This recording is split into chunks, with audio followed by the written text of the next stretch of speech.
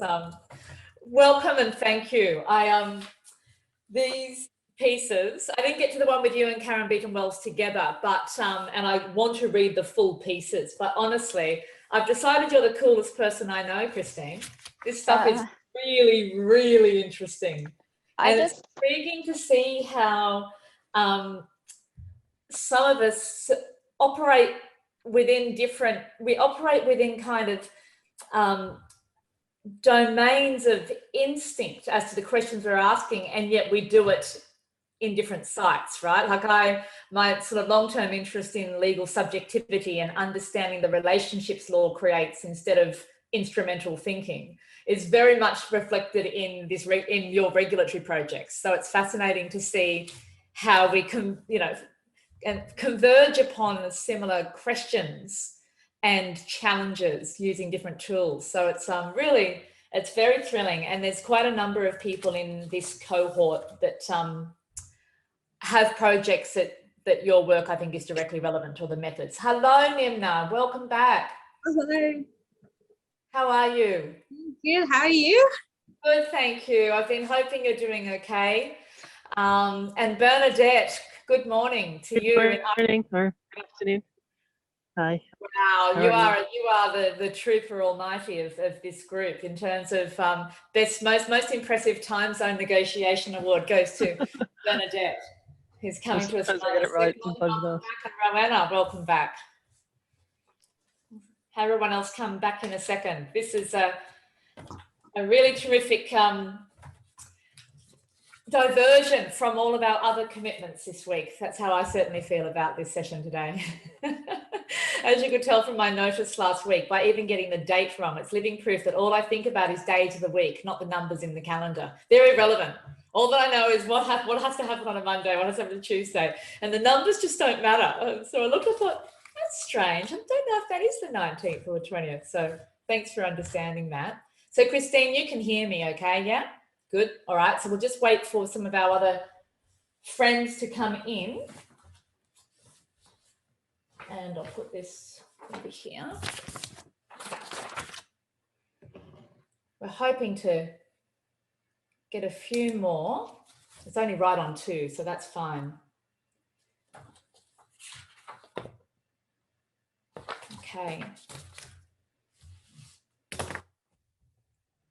Who else are we coming? Pear's coming in. Sanam's coming in. Why? Hi.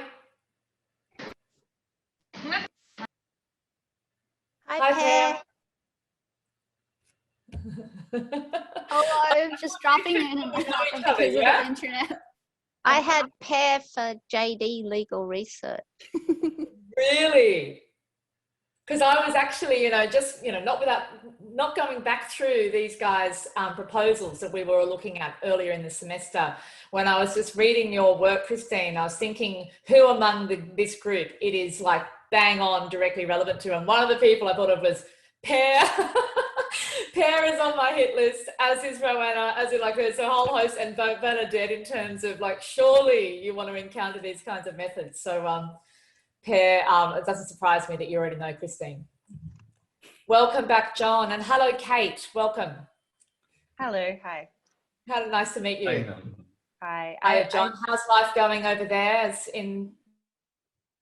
been 2 weeks since we've had a chance to check in on you. Over in India. We're all still thinking of you and cheering you on. Thanks. I mean, situation is improving slightly, but still not the best. Nimna, but there are signs that things might be abating. Right. Nimna, is that your impression? But one can't trust government data here. That's the problem. So. Yeah. Sorry. Well, for us, it's just starting. So. Okay. Right. Yeah. So it's not. Yeah. Where physically are you again, Nimna? I'm in Melbourne, but yeah. But in terms of your family and yeah. So anyone who's going to court has ended up getting infected, unfortunately. So all my peers and friends and everyone is right. Self-quarantine. Yeah. Right. So it's just starting in Sri Lanka. So yeah. Right. Yeah. Welcome, Ling. Okay, I think we're ready to roll. I think that's great. We've got enough because we want to wrap up about 5 minutes before 3, so that we can have a go get ourselves something to drink and settle in for part 2. But for this first part, we really have a very action-packed session today, and I'm very excited about all of it. As I've been around all of these sessions, getting to know more about my colleagues' work has been one of the great pleasures of this so far. But today we have with us someone who some of you may know in either a supervisory or otherwise capacity, Christine Parker. And Christine and I think we came to Melbourne Law School around about the same time. Is that right, Christine? Maybe 6 years ago or 7 years ago that you joined Melbourne? When would you? I have a funny history. I actually came to Melbourne Law School in 2002, but then I went to Monash for a few years, and then I came back when you arrived. Yeah, it was only because you got there I decided to come back. See, she's just made that up, right? I should also say that Christine is a saint. Apart from Christine being the coolest person I know, I've decided after reading these particular articles, but she's also a saint because she was my mentor a couple of years ago on a massive ARC application, which failed because that's what happens to them. But while things were unfolding last year, which was very relevant to the research I wanted to do, Christine would send me emails saying, I bet the ARC's kicking themselves for not giving you that money.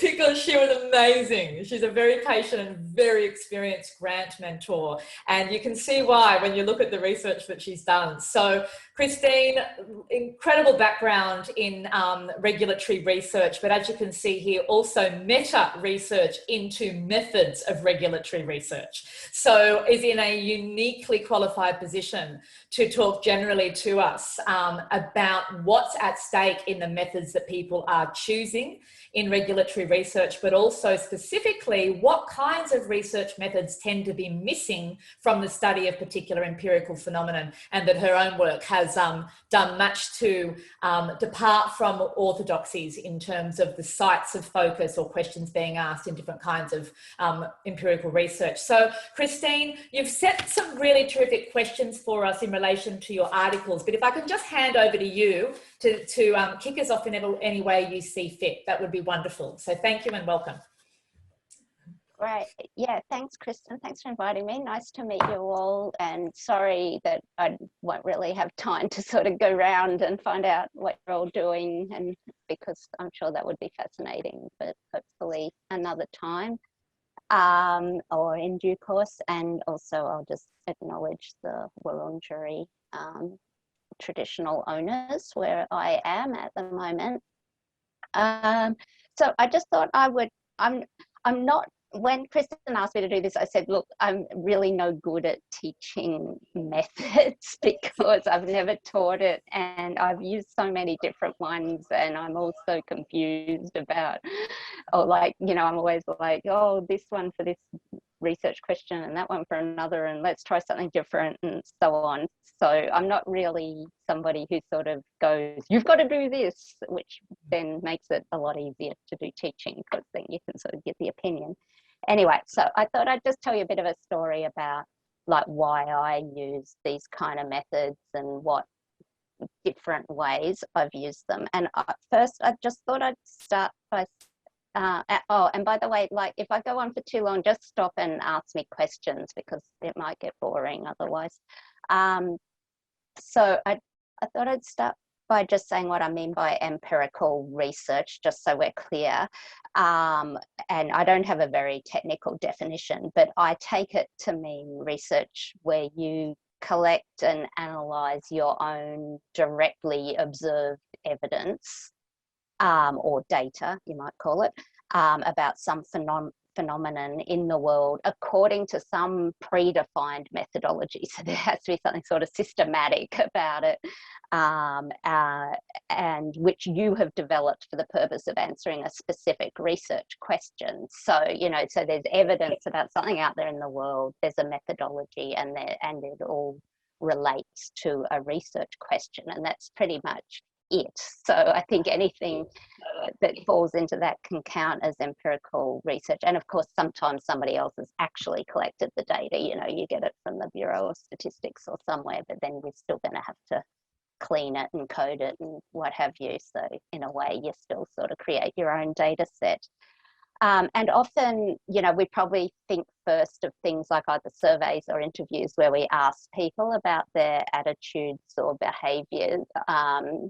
Yeah, but of course it can, you know, it can be direct observation of people's behaviours, but it can also be objects or scientific facts or whatever, you know. So some of the research I did not so long ago on food labelling, and then we go behind the label and we go and visit farms, and you know, part of it is about looking at animals and countryside and what have you. It's not or people are doing all sorts of interesting, bringing geography into legal research and science and so on.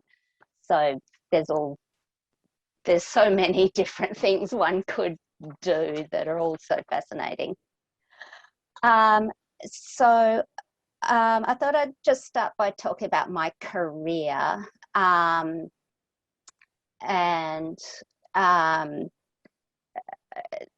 So because last time I started with theories of knowledge and social science theories, and that was really hopeless. So I'm going to start with my career. So I did a combined arts law degree at the University of Queensland starting in the mid-80s or late 80s, or, you know, you could imagine it was in 2000 because I know I look that young, but actually it was the mid-80s. And I did a honours degree in sociology in a very, very good sociology department, where they forced us to learn both quantitative and qualitative research methods. And I think this is partly why I always feel a bit hesitant to come and talk about it, because, you know, I did a lot of study of social science research methods, and so I sort of struggle to think how I could put that all into a short amount of time. And I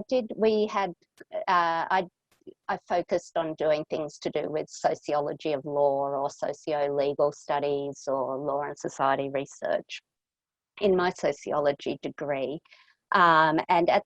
And for our honours thesis, we had to do an empirical project, and it had to be either qualitative or quantitative. I wanted to do qualitative. And at the time, I'd been volunteering at community legal centres throughout my whole law degree. And so, you know, they were saying that they had this different we're still sort of in the 70s. I'm in Queensland, remember? So we were still like in the 70s kind of in terms of discourses. So they were sort of talking about their more empowered relationship with clients and public interest lawyering and social justice. And I thought, oh, that's interesting. I'll look at, because there was, I'd been doing a lot of work on sociology of professions and how professionals dominate in those relationships. And I said, oh, I'll look at how these lawyers and clients relate to each other, because they're meant to be doing it differently. So I did participant observation and interviews. I did internships at several different community legal centres. I sat in on lawyer-client interviews. I didn't have a mini tape recorder, so I took notes and I can't even remember. I must have gone and typed them up. My father was ahead of the curve and actually had a personal computer, and I analysed it, all this day, you know, from doing training and sitting in lawyer-client interviews and writing down exactly who spoke when and what they said to each other, and interviewing lawyers about what they were doing and why they were doing it. I must have had, I don't know, maybe 80 hours of notes and 12,000 word honours thesis. And I realised that actually they just did the same as what all the other lawyers did, apart from at the Women's Legal Service, where they really were radical feminists. And that, anyway, so I wrote up this thing on the basis of what I observed, and that was really fantastic. I really enjoyed it, and it was critical. I think somebody's asked, it certainly was critical research, but it was very much grounded in the data, what I had directly observed, and then what I'd read previously in all the theory and so on. And I was quite surprised by the findings. And I think that's often with qualitative work what is happening, that you sort of have a general idea of the sort of questions that the topic that you're interested in and of the types of questions that exist, but you usually go and you go in a very open-minded kind of way, and you usually find out something that's quite different, and then you actually build. The idea is to build a theory from the data. I mean, not a grand theory, but a story about how the phenomenon that you have observed in the world relate to each other, that sort of create some sort of theory or story of what's going on. So in the end, I did actually, we had quite a good honours thesis program, so our theses were marked by somebody external, and he thought it was quite good. So afterwards, when I started doing a PhD, I got it published, and it's called something like The Logic of Professional Domination. I just got it published in the Alternative Law Journal, but I made my own theory of how domination occurred and how it got justified and so on within these interactions. I've been reading a lot of symbolic interactionism. So that was what it was. Anyway, so I went and did a PhD not that long after that, because there was the Paul Keating recession, and there weren't really the kind of jobs I wanted available in law. And I did it in the Research School of Social Sciences at the Australian National University. So I did a law and social science PhD also. And I was planning to just do a fairly normative law reform type thing in the same area on the legal profession and regulation. I wanted to get into business regulation, so regulation of the legal profession. It was quite, had ethics, it had regulatory theory, it had sociology and so on. And eventually my supervisor said to me, you really ought to do some empirical research. And I was like, do I have to do empirical research for this? That's a lot of work, you know. And they said, yes, you do, because otherwise, you know, it won't be original enough. And anyway, you're here in a law and social science program, so you've got to do empirical research. So there was a lot of reforms happening to the legal profession at the time. The competition policy reforms were coming through, and they were trying to force the legal profession to reform itself. You know, there were a lot of rules, like, you know, that you always, if you hired a Queen's Counsel, you had to hire a junior counsel at 2/3 the fee of the Queen's Counsel. That was like a classic one, but there were many, many, many rules, anti-competitive rules according to the ACCC, and also a lot of stuff about women and all sorts of things. So I went and interviewed about 30 lawyers who were sort of leaders in the profession and also regulators and so on, to find out how they were responding to the reforms. And again, and I had a tape recorder that was really good, and I must have had a laptop computer that I took with me, because I remember sitting in hotel rooms typing up from the tape. Geez, that was terrible. And then, you know, you printed it out and you put little bits on reference cards and shuffled them around and built categories and then built a theory and so on. And it turned out quite good, actually. It was only one chapter of my thesis, but again, I got it published, and it sort of showed how different theories of the profession and how the profession will act are true in different ways, in different contexts, and how that was useful to draw on for regulatory reform. Okay, so and that sort of gave me evidence to flesh out, I guess, what I was talking about in my thesis in terms of my theory of what does tend to happen and maybe what could happen and so on. And so I'm not going to tell you everything I ever did because, you know, at this point I've only just finished my PhD and I've now been an academic for like more than 20 years. So obviously it would get boring if I told you every single thing, but I'm going to give you one more, which is that then I went to University of New South Wales and I was teaching legal ethics, and I got a postdoc, which I was very lucky to get a postdoc at that stage. It was very rare in law at the time.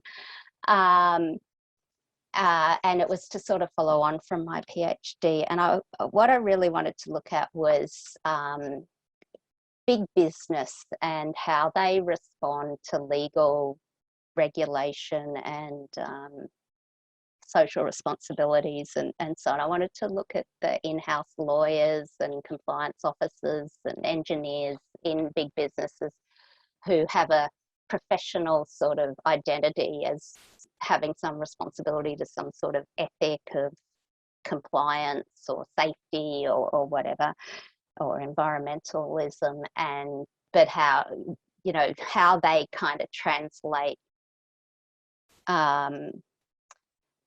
these responsibilities into corporate action. That was part of my question. And so I did a whole heap of interviews with these people, but I just thought I'd mention one of them, which was that I sort of chose different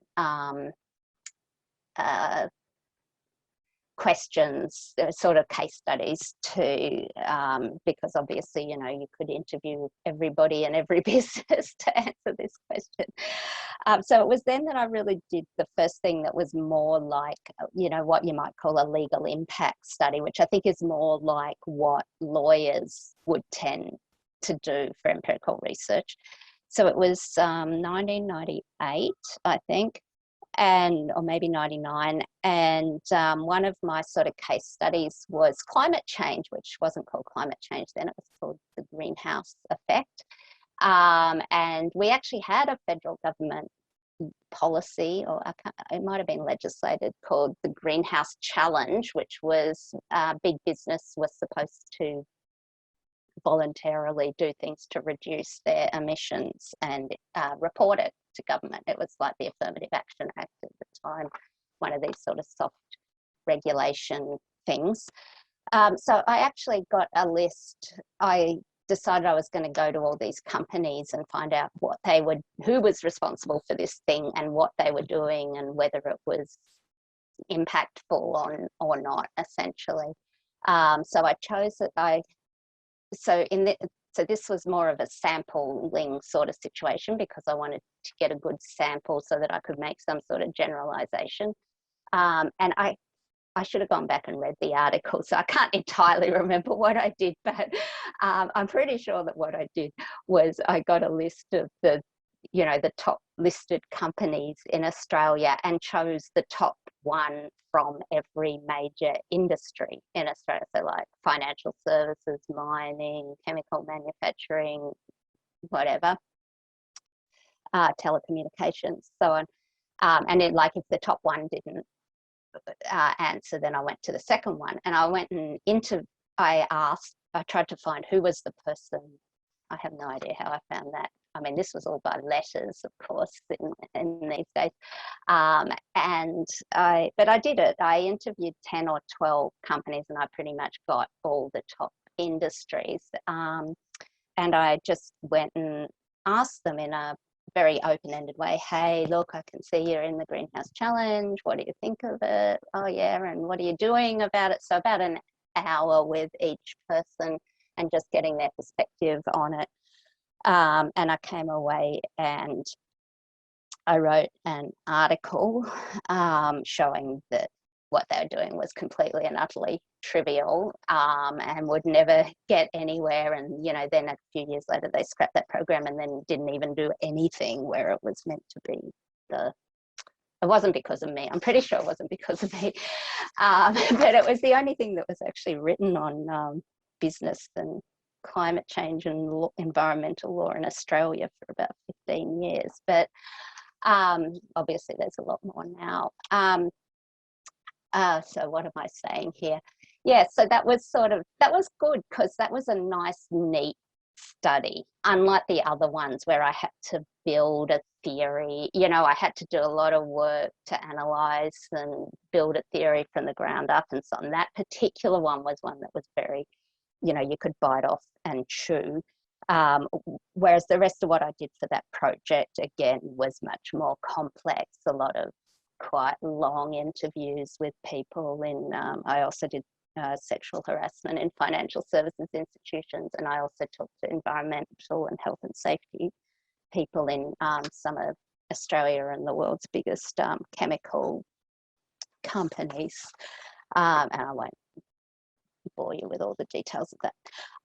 So then after that, so this is where I'll get to the things that I gave for the readings.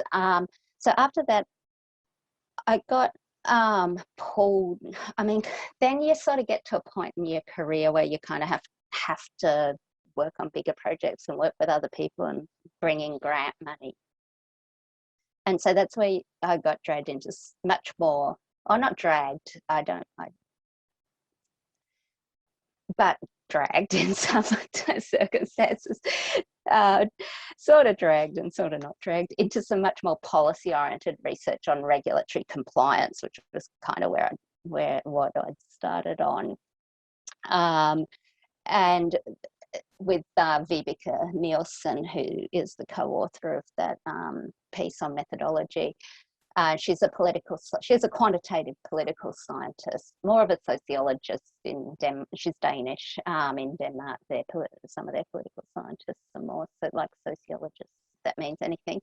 Anyway, so we found ourselves pulled into this, and since then I've really constantly found myself sort of pulled between what I've called their endogenous and exogenous empirical research questions in relation to the law. So on the one hand, there is, and this is in that paper, that methodology paper, there's what Austin Surratt and Susan Silby, who are, actually Austin is a lawyer, I think, and Susan is an anthropologist, and she's a bit of a mentor of mine. So what they pejoratively call the policy pool. So they're being a bit purist and kind of saying, okay, there's always this pool of making your research policy relevant, and making empirical research policy relevant by making it certain, authoritative, and programmatic in measuring the impact of law, or in my case, regulation. So does it make any difference to the behaviour of people it seeks to regulate? What tools or interventions are going to work? Which are going to be most efficient? Why do businesses comply? And that's what we call exogenous, treating law as exogenous to the research question. So the law is taken as a given, and we're asking questions like, do people understand that law? Do they comply with it? Does it achieve, if they comply with it, you know, you might ask the question, well, does it achieve what it's meant to achieve? But you don't really ask the question about how the law itself was constructed. You might ask a prior question like, you know, what is the problem that it's going to address? You know, how much domestic violence is there, or environmental dumping, or whatever. And you can use both quantitative or qualitative methods to answer this question, although there's sort of always a bit of a push towards quantifying things eventually. But so that's what you might call that legal impact research, policy research. And it's not, so I see, Sanam, you've asked this question about, you know, how do you distinguish from critical legal critical law research, socio-legal research? Well, it's not necessarily critical because critical and implies, you know, that you're critiquing the power structures of the law, but this isn't, it doesn't have to be, or it isn't particularly. It's taking the law as given and then asking, well, how does it work? So, you know, I saw in the material Alicia gave you that she, something there differentiated between empirical work and socio-legal work. I wouldn't have done that myself. I think you could call any of it socio-legal, but yes, I guess I'm offering you a slightly different distinction, which I think is probably a little more helpful or a bit more descriptive. Okay, so, you know, so that's the treating law as exogenous. And of course of course there's overlap and I'm oversimplifying, but I think it can be helpful to think about these two different ways. But, you know, as an academic, I think any of us as academics, and particularly as somebody trained in social science, then I always feel like that's a bit too neat and tidy and that there's some other questions. It doesn't always grapple with how contradictory and complex the law itself is, the underlying questions about power relations, about who's really influencing what, and how the law itself is a social process, or even more than, not even just social plus technology and geography and all these sort of things.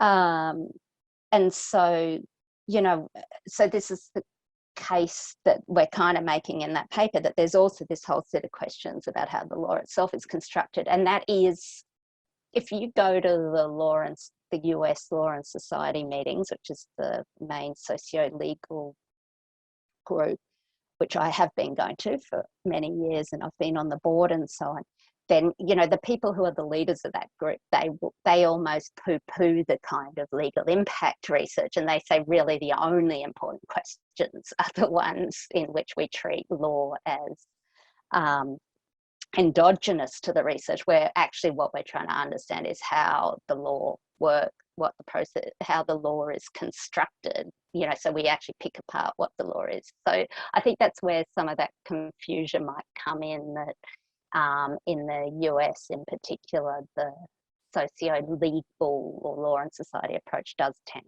to go towards that critical legal studies. And there's a big sort of argument about whether you can really count the other side, the legal impact or law as exogenous research, as proper academic work.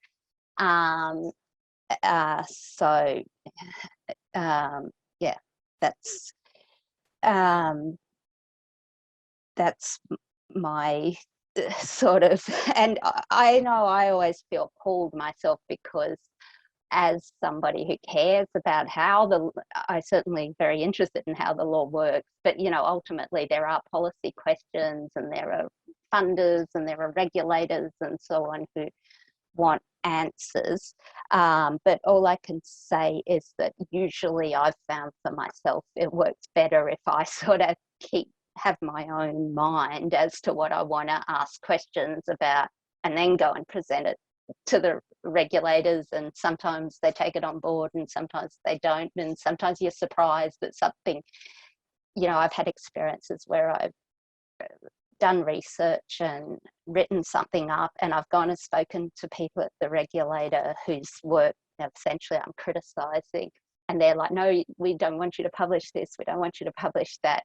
And I go and publish it, and then they go, oh, well, we've taken that on board as key performance indicators to improve our performance. So it's like, and then I've also had experiences with regulators who've just been really keen right from the beginning to say, hey, yeah, we want you to do whatever you want, we want to know about it, or not. I've also, and more recently, probably had more bad experiences where they don't want to share stuff.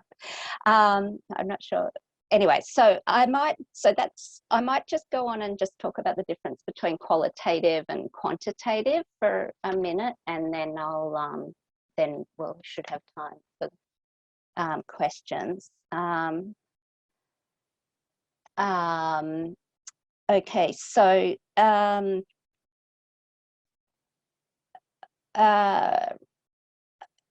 yeah, so I mean, I guess I'd kind of always I should just say that I think in my research, because I've spent so much time with those American socio-legal people and in the social science research, I sort of always have in my mind that law is up for grabs. So I sort of always have that endogenous type question in my mind, at least, even if it doesn't always come out really well. And it was interesting writing that piece with Vibeke, the methodology piece, because she was more of a treat the law as exogenous type person. So if you detect, it's very balanced because, you know, we worked together for 8 years and anyway, and we didn't actually completely agree on our philosophy or in our bias towards which we preferred. Okay, so on the qualitative and quantitative. Okay, I'm going to make this really simple. So in quantitative research, the thing you're proving or disproving is frequency and distribution of some phenomenon within a population. So I'll just use the example of the anti-cartel law. So you've got a population. There's really 2 questions that you're answering in quantitative work. One is, you got a population, how frequent is a certain phenomenon? So how much compliance or non-compliance is there with the anti-cartel law, and how is that distributed across that population? That's one type of question, frequency and distribution within a population. And the other type of question is causation, or association or causation. So what causes or what is associated with compliance or non-compliance? So is it big business comply and small business don't comply, or is it because there's an economic downturn, they all start price fixing to protect their salaries, or whatever? So they're the type of questions that you're asking in quantitative research, I think. And it's crucially important then to be really clear about what the population is that you're trying to generalize to, which means you have to have a random sample, or you have to cover the whole population. And you need to sort of know beforehand what your categories are, or your concepts are, that you're looking for, and you need to define your indicators in order to be able to measure those precisely and then do your reasoning. So that's quantitative, and that's actually really hard because you or somebody else has to have done a lot of research beforehand, often qualitative, in order to get to the point of having those concepts and indicators. You usually need a lot of other quantitative research to build on, so that you know who your population is and how to get a sample, and etc., etc. Okay, so qualitative is often easier because because you can sort of define a subgroup who you want to go and explore. I hate it when PhD students use the word explore. Just ask any of my PhD students. But if you want to use the word explore, this is when you can use it, at least at the beginning. And in qualitative research, the thing the question you're asking is you want to understand how your research subjects understands a particular context or phenomenon. So that's why they often call it interpretative, which is a word I can't say because I always put too many syllables in it. Interpretive. I guess it could be interpretive or interpretative. So, but not interpretative anyway. So it's interpretive. So you're trying to understand what they understand, ideally. And you're trying to understand how these different understandings relate to each other. So that might involve unpacking a process of social change, like I did in my PhD with where I was lucky that I sort of came along and did a project at a time when it was unfolding in front of me, reform process, so I could go and talk to people and find out what was happening, right at that year, or how they see other people, or, are they distinguishing themselves from them in some way, or what's their tactic for managing legal process, which is what that article is about, the war on cartels. And so you're trying to understand understandings and social processes. And that's why it's actually really good. That's why, the gold standard is doing an ethnography or a participant observation where you go and put yourself in situations for a long time. So that was really nice that in my honours thesis, I had been volunteering at community legal centres already for 3 or 4 years, and I was doing all that stuff and doing internships. So that was really fantastic, and I've never really had the opportunity to do anything that thorough since then. In terms of qualitative work.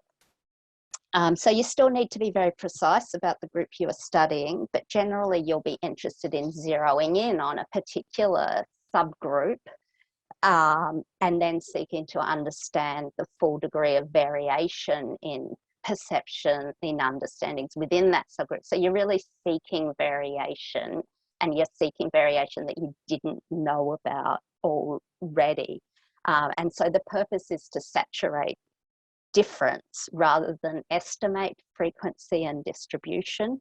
So you're trying to build a theory or a hypothesis rather than pin down how frequently that theory actually happens. I don't know if that makes any sense to you.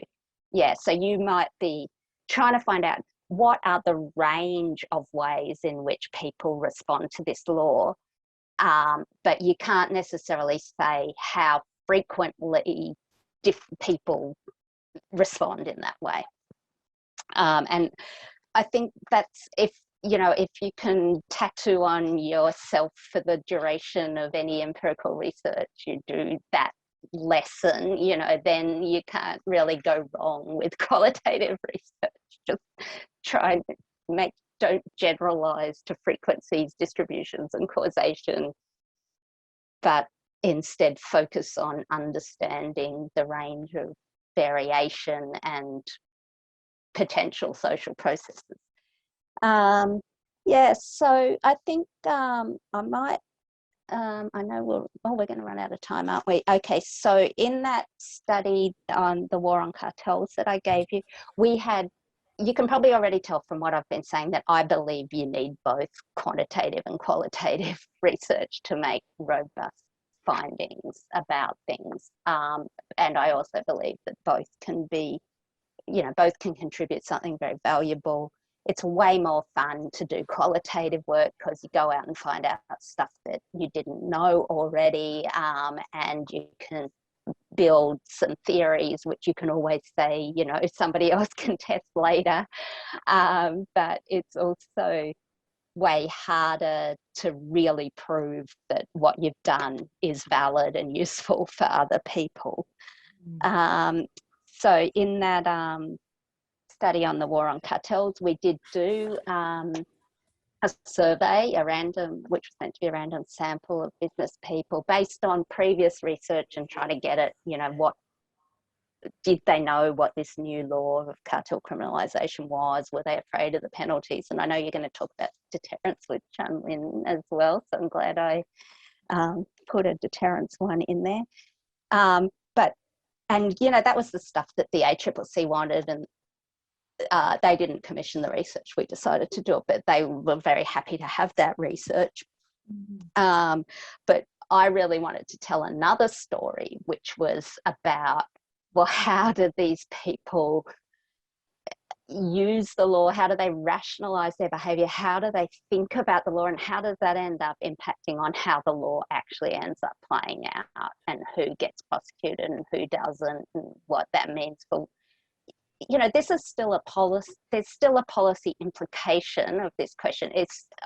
But it's a much less direct, it's not programmatic in the same way that the ACCC can take something away from the survey and go, oh, only 20% of people know that there's a new offence now. We need to, they made a stupid thriller movie and played it to everybody and tried to get their attention that way. That was a direct result of our research. Whereas with the other part, the qualitative part that I've given you, they were like, oh, you're just telling us, you know, you're just treating these people like they're real people rather than the perps that they are. And I'm like, yeah, I am actually, because, you know, you need to understand how the law actually works. Anyway, so that's the story of that. And now in 2 minutes, I'm going to tell you, getting those 25 interviews, there is no way you are going to do that in your PhD. That was epic. We had a research assistant who spent a year, you know, ringing people up, persuading them to speak to us. We went through hell getting ethics approval to talk to people who had been previously found guilty of a civil offence, and talking to them about a criminal offence. So we had a huge job just identifying all the cases and then deciding, well, we tried to go to every single case for the last, I can't remember, 10 years or 20 years or something, where there'd been a civil conviction. We spent hours and hours persuading them to talk to us. We travelled around, we went to visit them, we went to Perth. It was fantastic because, you know, if you go to somebody's house or their business, you get a good sense of, you know, it's just can't be beaten to actually go and see where they hang out. We spent an hour and a half or more on each interview. You know, we really should have spent much longer to do something really, really good. And then the analysis of all that material takes an awfully long time, and you throw out an awful lot of, you know, you sort of focus on the important stories, or you try to get what I try to do is I try to get a coherent story that accounts for everything within the variation, not just cherry pick some fun stories. That's my other pet peeve with people starting to do qualitative research. Okay, so I think I've talked, I could talk about how you do the analysis. A lot of people use NVivo. I don't use it that much because I just find it too fiddly in a not very helpful way, but it can be quite useful for certain purposes. But yeah, I tend to just move text around in Word documents, in tables, which is pretty much the same thing, but it's really good for coding newspaper articles and things like that. I don't think it's as good for interviews because you want to hear the whole story. But that's I might leave it. Yeah, so now we've still got a little bit of time. We've got, this is, I just don't know where to start in the questions that I want to ask you, and I'm sure others are having the same experience. Christine, this is absolutely fascinating. I'm just going to lead the questions by asking you one thing. One of the things that we're talking about with Alicia is how empirical research can change the questions that's being asked. But the kind of things that you are the orthodox account of what's going on get interrupted or disrupted by empirical research that shows something quite different. And when you just said then that the vulnerability from a policy point of view of qualitative research is that compared to something quantitative that's looking at things like, as you say, carefully defined frequency, distribution, causation, etc. Compared to that, qualitative research could look almost anecdotal. Okay, you talk to 20 people, this happened, but there's nothing generalizable, etc. So, and yet, going back to that point about how empirical research can change the question, if policy is to be reformed to be oriented towards different questions than those in which it consistently gets stuck on, you need this qualitative work to suggest, it's obviously just suggestive as opposed to, you know, generalizable or authoritative, that the policy approach or the research around the policy might be directing itself to the wrong question. So I just wanted to know if you had any comment on that tension between the preference for the quantitative because of how it appears to inform policy so much more directly versus how the qualitative is the potential engine through which one finds out whether we're asking the right policy questions at all. Yeah. So firstly, I'll sort of contest the sampling point, which you started with, because I think with a well-designed qualitative study, well-designed and implemented. So I said, I guess this is what I'm particularly strong, or I'm quite opinionated about this, that you want to seek out variation. So you still need to define a population or a subgroup of the population who you are researching, but you are seeking what we might call a theoretical sample from that group rather than a random sample. So a random sample allows you statistically to generalize to the whole population. A theoretical sample gives you some sort of basis for building a theory. And my theory of what the theoretical sample should be is that you should seek out different experiences. So you should, so say when I did that greenhouse challenge study, I purposely went to the top business in each industry because I thought that they would have different modes of operation and so on. So I would get a good sample of the different ways that industry relate to it. Now I could have done that differently. I could have said, I'm going to go to big and small, or I'm going to go to one's based in Sydney and one's based in Brisbane or whatever. But and you often in qualitative studies, when you interview people, you will then ask them to suggest other people, and it's usually way better to ask them, well, it always depends what your question is, but it's often very good to, when I did my PhD study, I purposely asked them, who is somebody who has a different opinion to you? Like, who's one of your opponents, or somebody who thinks that this should be approached in a different way? And then once you've stopped finding people who have a different opinion or a different experience, that's when you stop the sample, assuming that you've actually made a good effort. So what you are saying then to your policymaker is, to your regulator or policymaker or whoever, legislator, is, I have plumbed the extent of the variation. Right. And this is really important because for justice, for any of us who care about justice and diversity and so on, because this is a theoretically valid way of saying we live in a diverse community with people, humans with different experiences who are all have dignity and value and deserve voice in social research and so on. Because what you're doing in quantitative research is you're trying to reduce things to numbers. In qualitative research, you're trying to voice the stories, and it's if you end up just voicing a few stories of whoever's convenient to get to, then that's even worse. You're doing the worst of everything. So yeah. Fantastic. If you don't mind, Christine, we'll go to 3 o'clock if you don't mind, because I mean, we could spend several sessions on this, and it may well be we want to bring you back later in the year to ask more things. But could I pass over to the group? Any specific questions of Christine from the group at this point?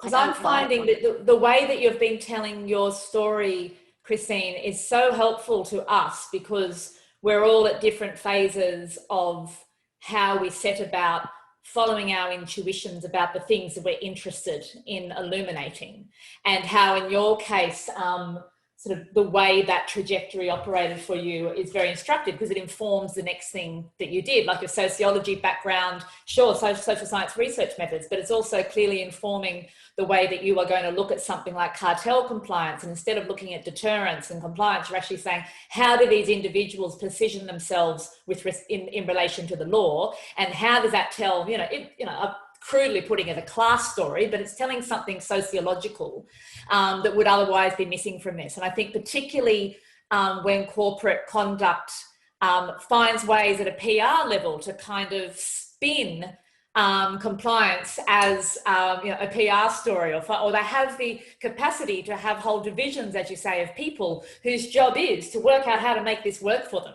and that's a different way of positioning yourself as not just an agent of the law, but you're actually almost a law reformer in action, as opposed to somebody who is, you called your legal innocents, who are like, I just don't understand anything about it, and it was over there for them. So that trajectory cutting through is fascinating. Bernadette, did I see something from you, or was it just you flashing, your screen flashing there?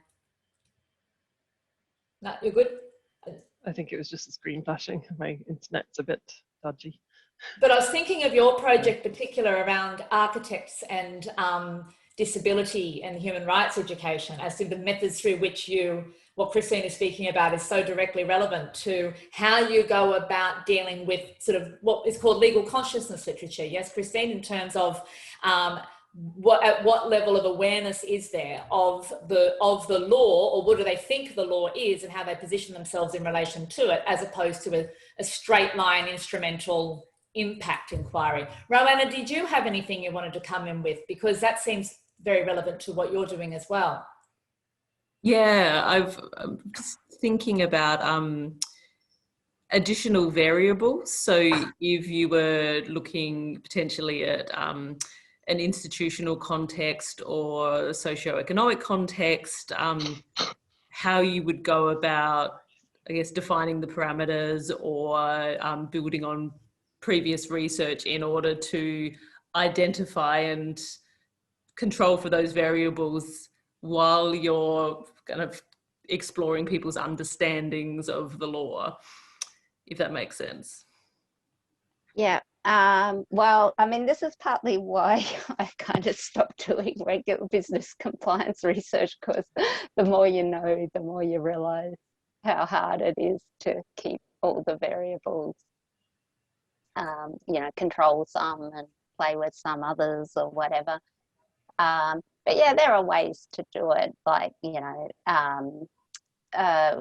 if you think with big companies, you've got a big company and it's got its own structure and it's in an industry, and then you're really only talking to one person. So that's a problem, because you're not really getting it all the organizational variables. And I could, I think there's some of that in the rest of that article. That's really difficult to deal with, and that's partly why these organizations are so powerful, because they're non-transparent. But people, that's why, like with that greenhouse thing, I said, okay, well, what I'm going to do is I'm going to take the ones that are in that top 20 listed on this stock exchange. So you're controlling for, they're in the same kind of institutional environment. There's certain things that tend to be the same about all big listed companies in terms of how they structure themselves and so on. So you sort of just assume that you're not going to deal with those questions, or if they're kind of different to the average, then, you'll find out about it and mention that. So you definitely have to think about that kind of thing. People do like matched samples, for case studies or whatever. So they, try to pick two companies that are very similar in terms of size and history and industry, but who do two different things. They have had two very different, one's complied with the law and one's had a heap of cases against it or something like that. And then they try and get at what the difference is. So even in that more qualitative research, you still sort of need to think about which variables you're working with, you're investigating, and which ones you're trying to hold constant. Right. Does that answer the? Yes. Yeah, it does. Thank you. Yeah. And there's something else. I mean, it's such a shame we have to wind up, because there were two things connected in what you said, Christine, that really struck me as relevant to this particular group at the early stages of an academic career that may involve this kind of research. And one was your use of the word theory, how you were saying that, like, when you are setting the parameters of your research, you want to arrive at your theory of the phenomenon, in the sense that you have an interest in something and you want to come up with some kind of explanation or hypothesis about what is going on in the particular place. Now, what I liked about the way that you presented that was that you made it clear that this is for you to make up. It's not this notion that there are theories circulating out there that you now need to impose upon your research subject matter. You were saying you're interested in a phenomenon, you're going to observe it, you're going to work out the sorts of things you just discussed with Rowena about, you know, what the parameters are, but then it's entirely legitimate for you to come up with your own account of what you think you're seeing. Even if that is not the orthodox account, even if that goes against it, and that if you've got the right parameters, that's the account you're seeing. And that is pointing to the other thing that you said, which was something that Sandhya also said to the group at the beginning about remaining agnostic about your research findings, but which also links to, which I'm very sympathetic to, the comments you made about commissioning research or being commissioned to do research, because that makes me go prickly as well. Like, someone sees something you've done and they think, we'd really like you to do this. We agree with everything you said in that policy paper you wrote or whatever, and we're really interested in looking at this. And then you immediately feel a bit straitjacketed because you're thinking, I really am safest with the questions that I drive myself with, not someone else's questions, because they link together all sorts of intuitions and so forth, and how they might not like what you find, or or it could be, you know, you're changing the question. But that's why there can be some tension in the academic relationship between policy commissioned research and what we want to ask and what we want to say we see as that freedom to make our own theory, which I just wanted to highlight in what you said, Christine, because I think that's actually a very empowering thing you've said to us about, it's up to you. If you see what you see and you can see it consistently based on the integrity of your parameters and so forth, why shouldn't you say what you see? Yeah, so, and I mean, and obviously you have to connect it to literature and so on, but yeah, you're allowed. You're allowed, and that's the beauty of the PhD process as well, is that, like, if what you are seeing based on the methods through which you are examining it runs against the orthodox accounts and so forth, then say so. And that's, I think the word theory gets thrown around in ways that it's like, take someone else's ideas and apply it to your work, as opposed to the alternate way you described it, which was, you know, building your own story about what you're seeing, or the stories that people are. Yeah, so that's kind of the difference between deductive and inductive. But it's hard to, I mean, you know, you tend to, of course, you've read theories and they're going to be in your mind. So it's hard to, it's a bit of a circular process. But I do think, you know, qualitative research in the sociological sense anyway is very much about building theory, grounded theory, you know, Glaser and Strauss, that you take, you know, you pull apart the data that you've got, and this is what NVivo is designed to do, is to code it into tiny little bits and then build them into categories and subcategory, or you go from the ground up. So you have all your little bits that you code, and then you group them and you look at, and then you might group those groups, or you look at how they relate to each other. Are they in antithesis to each other? Do they work together? Whatever. That's how you build a theory. So if you want to build a theory, then having data is great because I like that. I like having something to work with rather than to be a philosopher and sit on a big high chair and sort of somehow come up with Kant's critique of pure reason or whatever. I was smiling at a lot of your problems with quantitative research methods and impact statements and so forth, and your critique of that virtually mirrored my own critique of currents in legal philosophy around instrumental techniques. So I thought everyone ends up kind of asking the same questions at the end of the day. And your instincts take you to very similar places around academic pursuit. But, what's at stake in this way of doing something versus that way of doing something. So Jan Lynn is already with us, and Jan Lynn, we're actually, if you don't mind, we're just going to take 5 minutes for people to stretch, get a cup of tea or something. But Christine, thank you. Really are learning so much. And what we know from Alicia is that there is, and that you and I know as colleagues, is that there is an impetus for emphasis on empirical research methods and so forth in the faculty, and that there is interest in running workshops and so forth around training or other things to do with empirical work. And so I think quite a number of us, just at the level of skills. What are you holding up? What is it? I just want to say, sorry, I should have said this before. There is a fantastic book. It's called Conducting Law and Society Research.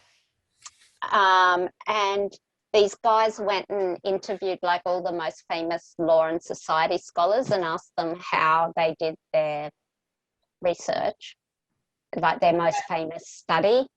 And it's very human, and it's a great read for anybody who's interested in socio-legal research. I will double check whether the library's got it in ebook and all that sort of thing. So I'll let the group know, okay? I'll find out about that. So 1,000 thanks to you. I'm going to come knocking on your door more. No, I know that. I want Christine's life moments, have those moments. I want to be you.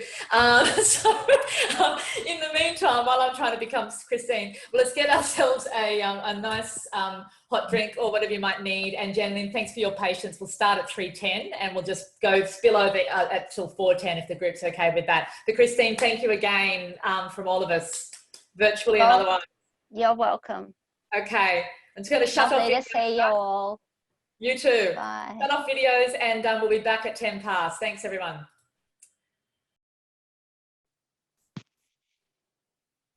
Hi, Jan Lynn. Oh, he's gone. I see we were both, you've got it. Oh, you've got a deterrent study there as well. Yes. Or capital punishment. Yeah, it's a go-to which I always use when I talk about economic analysis. I use it for my class. Perfect contrast. I'm just dashing past the computer here to make sure that Christine reads the chat, because there's some nice thank yous in there for you.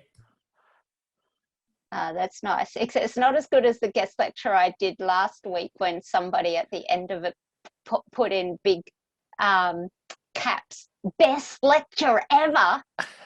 But it wasn't just me, it was me and two other people. It was really good. It was me and two other people. I didn't want to overburden the chat and I put my questions very early in because I knew that it was going to be so rich that we wouldn't have time at the end. That's why. So I hope I didn't throw you off too much with my early questions. No, it's always good to know people are awake out there. Yeah, anyway. And I appreciate you explaining as well. It was super helpful. Thank you. Great. Thanks. Hopefully I'll see you around at some point. Okay. Once I'm allowed to fly, yes. Yeah, where are you, Sanan? Thailand. Oh, right. So we've got two Thai people. Right. I'm actually Bangladeshi. I moved to Thailand 5 years ago for a job I had. So, you mentioned radical feminists. So I came to work for a radical feminist organization here. And once I got accepted to the PhD program, I was planning to move directly to Australia from here because I've been here 5 years now, but now I'm stuck. Now you're stuck in Thailand.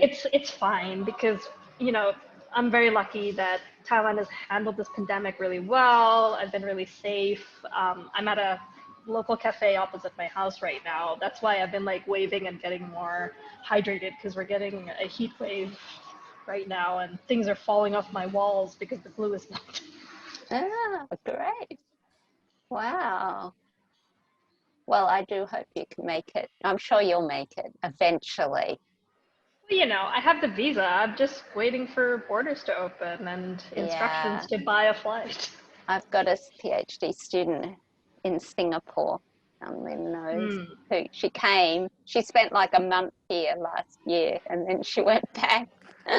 And I don't know that she's ever gonna get back here. And for a while, the travel bubble looked promising, and then Singapore is now again back to semi-lockdown. So obviously Australia will be like, oh, we're not going to talk about it for the next 3 months. So everything will be pushed back, and it looks Fortress Australia, they say, right? Fortress Australia. You must be safe rather than sorry. So yeah, nothing is going to happen. Yeah, I feel additionally precarious because I'm here as a migrant worker and I have to extend my visa if I have to wait to go to Australia, and that is costs and logistics and. Oh well. You know, people are going through worse things, so it's okay. Not ideal though. Still, you're not in your office, right? No, I'm not.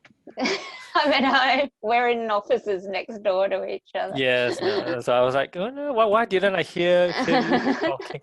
No. I should have known. I can pick your light is off. Yeah, So. no, I was somewhere else. I was at a conference this morning. So A conference? Is it a physical conference? I know it was. Oh, nice. I know they gave us food. Oh yeah, I know it's getting back. Is it in downtown or? It was in North Fitzroy. Okay, all right. Red Cross. Ah, okay. Yeah. Oh, things are. I hope it stays. Yeah, they had a 2-day thing. The first day was online, and then the second day was a smaller group, and they're having it in person. So it was nice. It was really nice. But I think that's the first thing like that I've been to, since the pandemic. Anyway, I might go and leave you guys. Otherwise, I'll never leave. Have fun. See ya. Nice to meet you, Sanam. Bye. Very nice to meet you. Oh, and Samnam, you were there in Monday faculty research seminar, right? Yes, I was the one who had many things to say. No. I was just about to say that in front of all your classmates, you're setting a very good example. That is precisely what PhD training is all about. So when I was doing this RSP last year, for the past 2 years, I always make it clear that the real training for everyone as an emerging scholar, it is this training, this workshop, they are helpful, and I would say my thing is helpful, but how do you become a scholar is by practicing to be one. And the key aspect of being a scholar is to ask questions. So, and it takes practice, right? Yes, you will reflect and say, maybe I could cut short a bit, but that's the process. It's like if you never practice, you never know how to express yourself. And in the faculty research workshop, that's that environment. It is not formal. Nobody is judging anyone, right? Everybody is there, in a very relaxed, collaborative way. So that is precisely what I really thought you did very well. Like you give it a shot and give it a go. Thanks so much. And it's not just for you, but for everyone is, go ahead and do that, because that is where you become better, right? Yeah.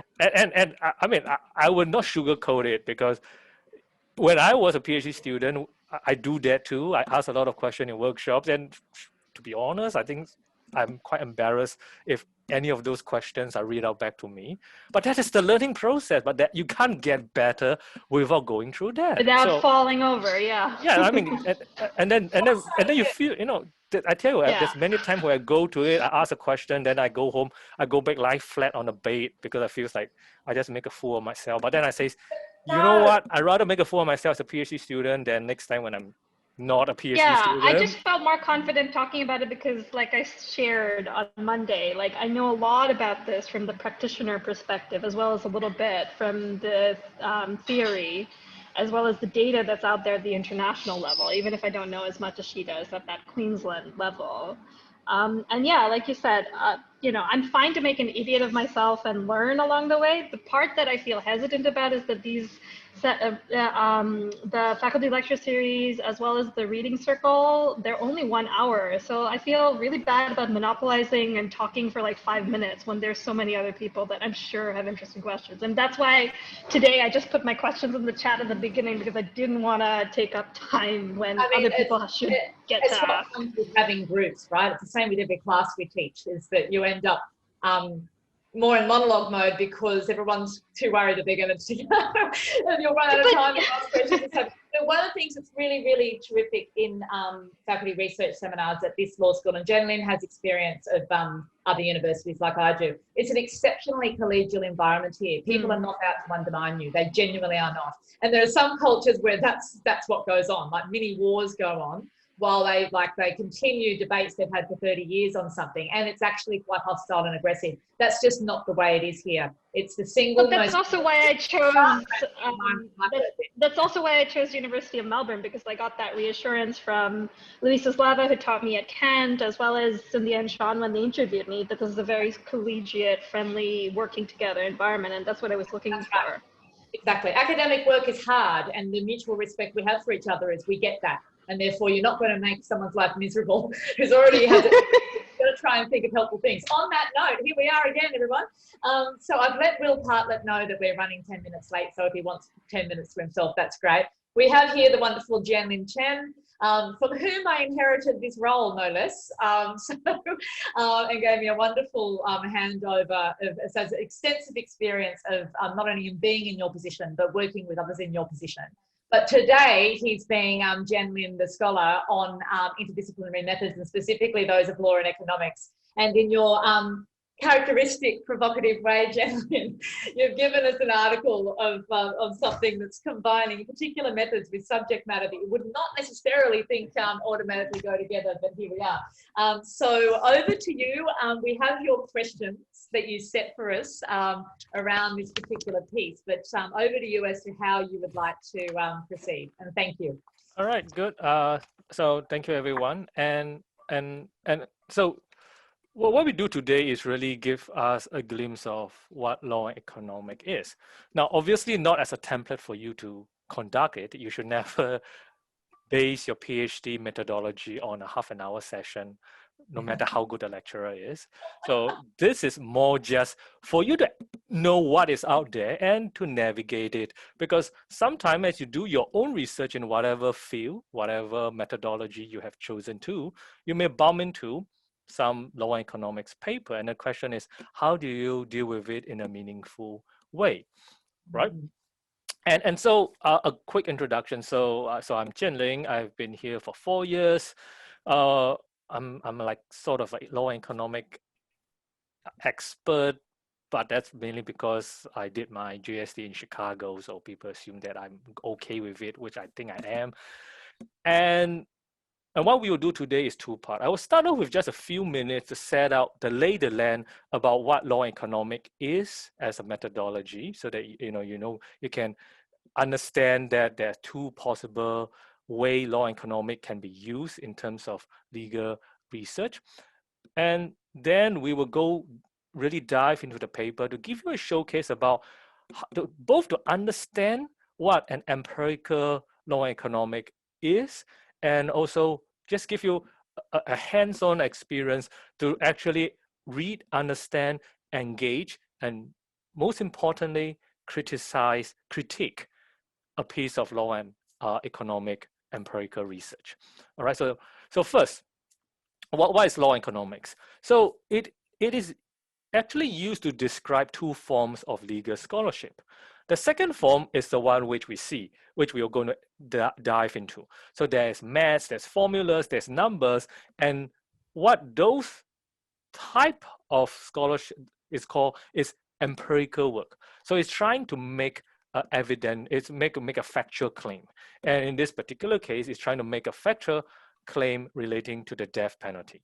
So this sort of law and economics work is really for those who really like maths, because there's actually a lot of maths which I take out, but you need to really crunch the number, play with statistics, but the end result can be quite satisfying because now you are able to bring a new factual argument to the table. So instead of saying that I think this is better because of XYZ reason, which ultimately is who cares what you think, now you're saying I'm saying that we should do this because I have shows that in the real world, this law have this effect. So suddenly your argument, even for the most junior scholar, is elevated tremendously. So that is the attractiveness of it. And that of course is something which we will have to deal with, because if somebody come up with a law empirical work which either support us, our argument, or refute our argument, we have to deal with that appropriately. And we will show you how it is done. Now, there is the first type of law and economics, which is less fashionable now, because now most of the law and economics, when someone says they're law and economics, they're really referring to what we just talked about, the empirical. But actually, when law and economics start influencing legal scholarship, they are actually more theoretical. So what they do is they set out a model for us to think about how people will react or behave under the law, and in turns critique the law. So give you just a couple of examples. Like when there's a claim to say that unemployment, like minimum wage, when you have minimum wage, it will cause unemployment. So that is classic theoretical prediction, right? Based on the assumptions that everyone is rational. So the employer is a rational being. And if the law forced the employer to raise the wages, then the employer, in a bid to try to limit its cost, will try to reduce the number of workers hired. So they can draw graph, have table, have even throwing some formula, but ultimately it's actually a logical exercise. So now that have become less fashionable because, as I just said, it is a logical exercise. So very quickly, the logic has been picked up by everyone, such that you doesn't need to have all this table and formula to do it. So it becomes harder for someone to really say that they are using law and economics methodology when they are essentially just constructing a model to predict people behavior, which is essentially based on logic. But on the flip side, this is actually how successful law and economics has been. Its logic is now infused as standard logical deduction in the legal scholarship, especially in the US. So if you pick up a lot of US law journals, a lot of things which they talk about are actually originated for the first generation law and economics theoretical model, but they have been so internalized by the legal scholars that they no longer recognize it as from the economic discipline, but they're just recognizing this is how legal scholars should think about the law anyway. So in a way, this mind is precisely the evidence of its success. It's overwhelming success.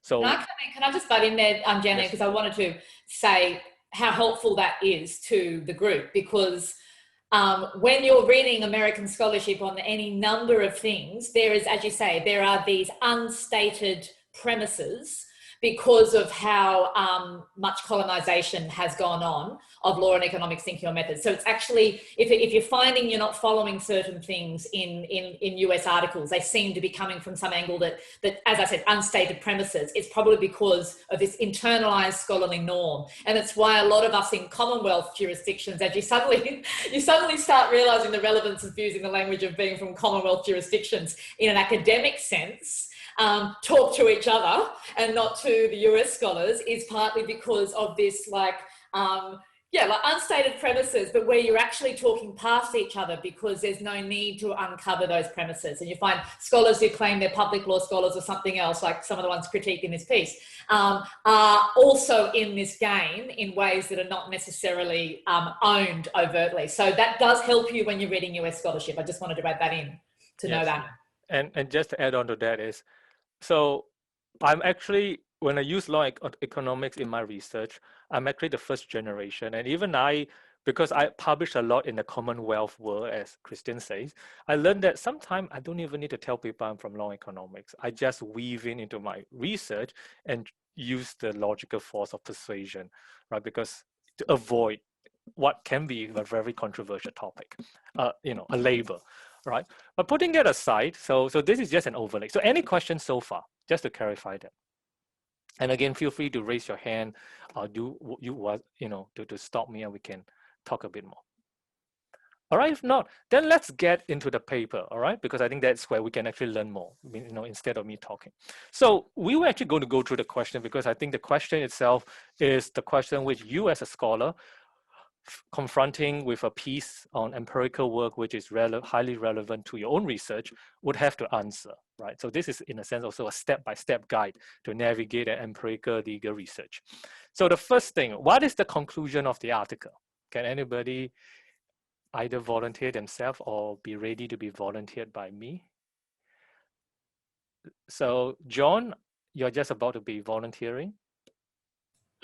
This is not meant to be a Socratic torture session. Can I just say, as the convener of this group, No, okay. wonderful people who are I must confess, I haven't gone through the article.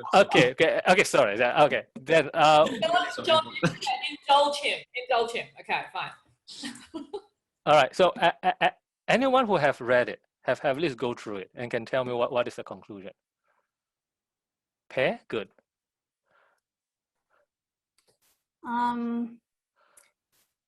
In short, capital punishment doesn't deter homicide to the extent claimed by those U.S. empiricists. Okay, so let me just share screen, which I believe I can.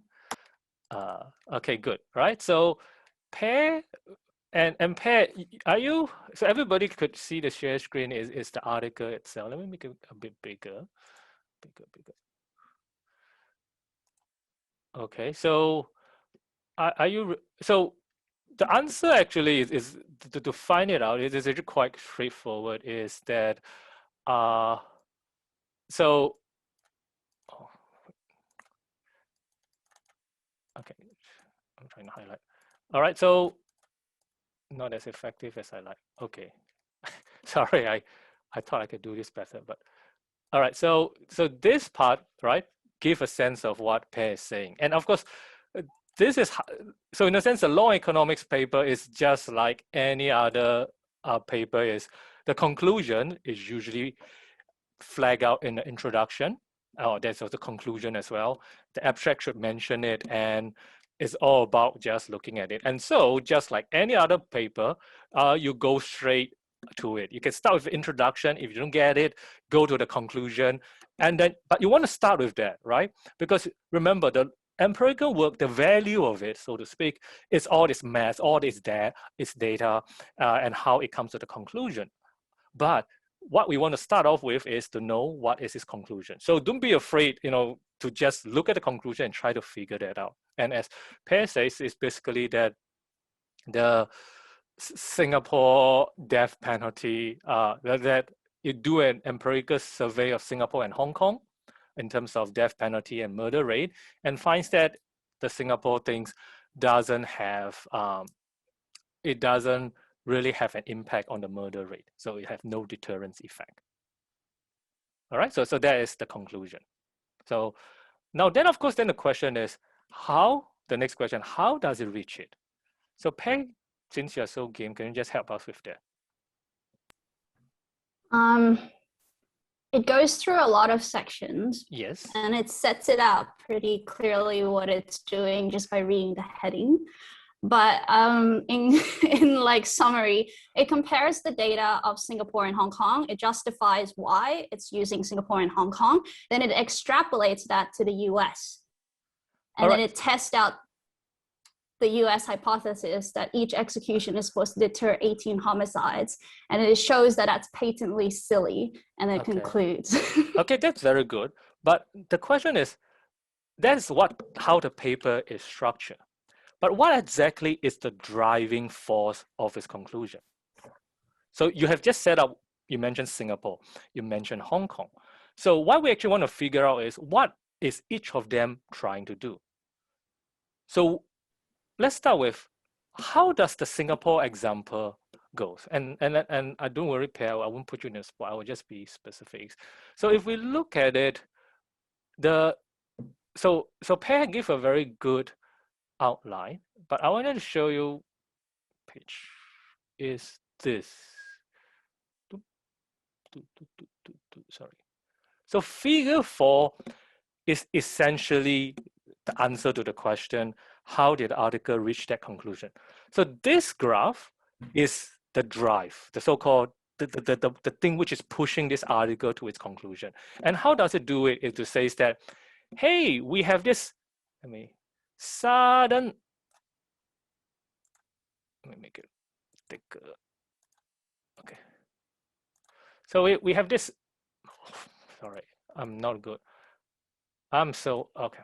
I'm like, I'm so bad with the Zoom. All right, but you see, It's okay. We can see what you're highlighting. okay, Just keep we going. have this huge spike, right? The dotted line is the huge spike of execution, right? But the homicide rate remains largely flat, right? And then we show, and this is actually built on here, right? Again, the dotted line is the executions, and the homicide rates remains fairly fairly flat, right? So that is the drive. It says that the prediction that, especially for those who advocate death penalty, is it says that death penalty deters. So in a sense, it makes sense, right? If you increase the punishment of a crime, then it will make people less likely to do so. And so this movement where there is a sudden spike in execution seems, based on this original theory, is that based on that theory, then we should see at least a sharp drop in homicide rate because people will be deterred.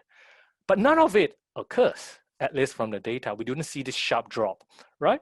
And so this probably means that this probably shows that death penalty probably have actually no impact on crime, and hence refuting the argument that we should have death penalty as a way of deterrence, right? So this is actually the driver. And in all empirical work, there's always attempt to find this, to find that there is a sudden change in a criteria, and that criteria tends to be legal related.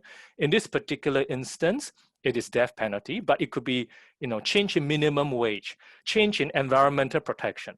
So what all empirical work is trying to pinch on, the so-called, the second question is you must look through the article and identify what this article, what the authors are using as that legal change.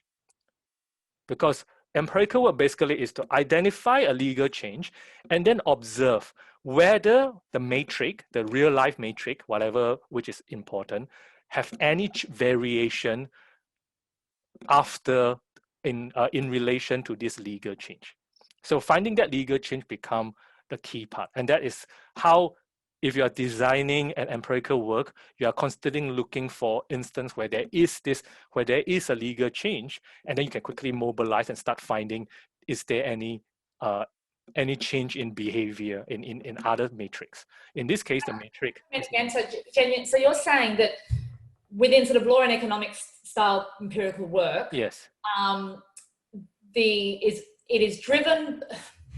it is mostly or always hooking itself onto a moment of legal change to be able to do kind of cause and effect analysis on either side of it. So it's not doing, like Christine just spoke to us about how when she was doing work on the legal profession, it coincided with a time where there was a huge shift in the regulatory approach. So she was immersed in it, right? So she was like, at this moment, when everybody's trying to adjust themselves, it's a particularly useful moment for me to ask these questions.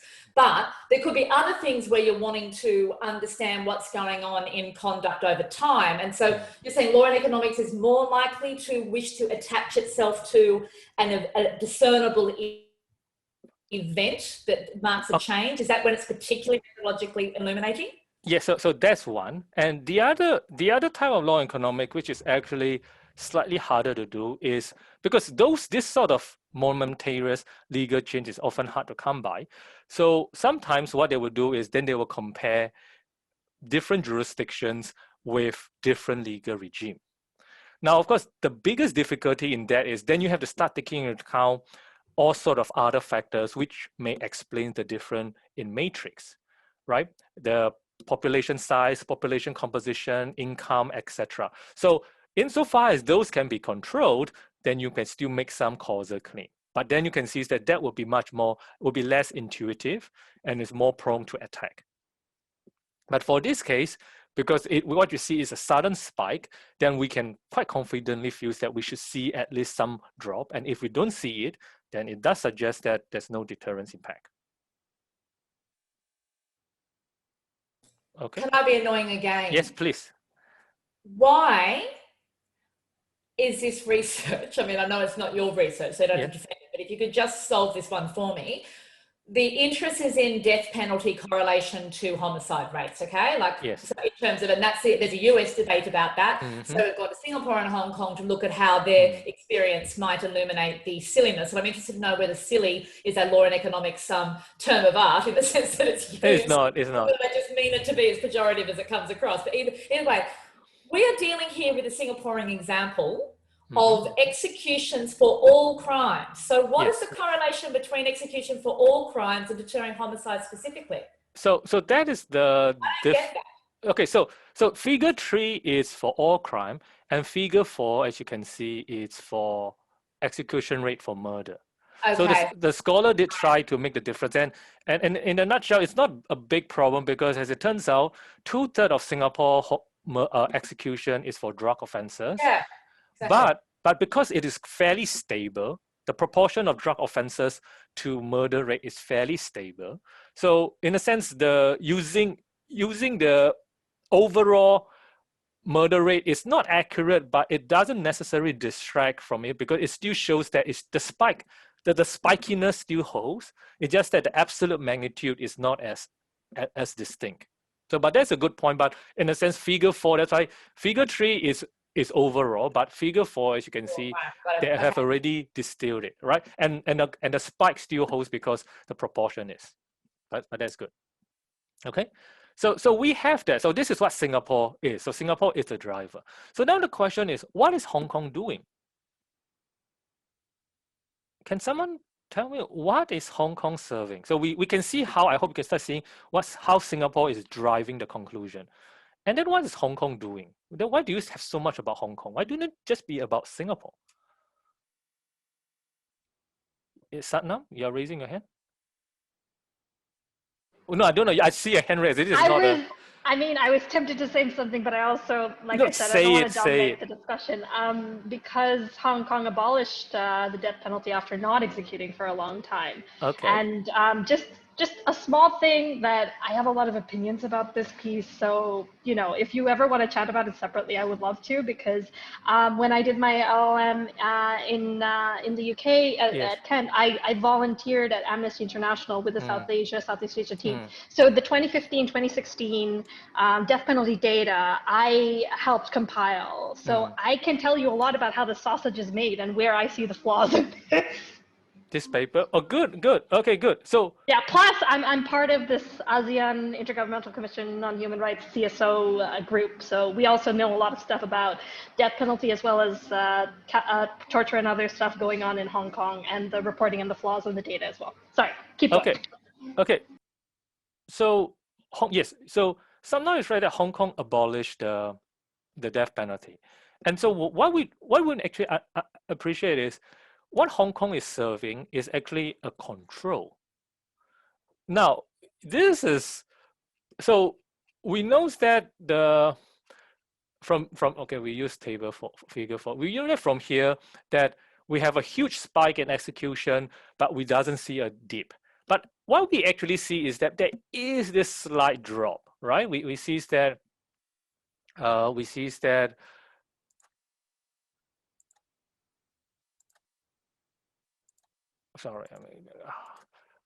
there is this slight drop in the murder execution. So somebody may still go on, and the author is afraid. And this is what we empirical scholar must be always alert to, is what are some of the critics will be say is that, yes, it doesn't have a huge deterrent effect, but there's still some deterrence effect. So that, of course, it's not ideal for someone, in this case, the author, who is actually quite against the death penalty. So, but of course, as a matter of good empirical research, we have to be alert to that possibility. So the entire purpose of Hong Kong, oh my God, all right, I don't know, how do I cancel, okay.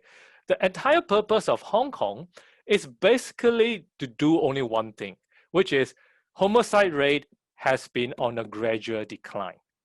So basically, as a control, it basically says that for someone with a similar social economic profile, homicide rate has been on a gentle decline. Therefore, that slight decline, which even though the fact that it doesn't have a steep drop itself is already cause for concern in terms of deterrence, but the Hong Kong serves as a control to further reassure anyone who says that that gentle decline is just part of the overall trend which we typically witness of jurisdiction in a similar social economic profile. And therefore, in the article, if you read it, you will see that it talked quite a bit to try to acknowledge the extent to which Hong Kong is similar to Singapore in terms of its as a control for overall homicide rate. Right? So the Hong Kong is there, it's in a title, but it's actually serving a relatively minor role, which in light of how striking the execution rate is in Singapore, it's actually not really necessary. But again, you want to be on the lookout for that, right? So that's how Hong Kong serve it. All right, so far so good? All right.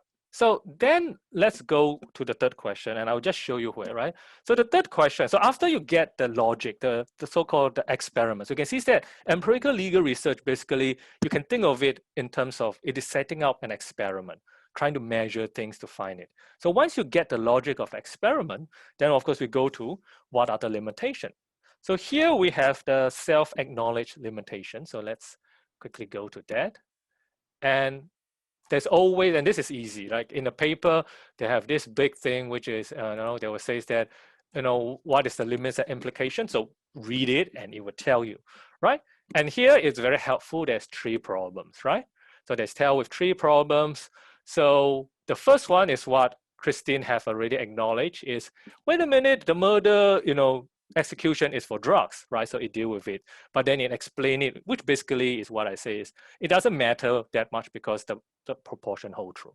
Now the second limit is we cannot report eliminate possibility, and I can just say the second limit, the second self-acknowledged limit is basically,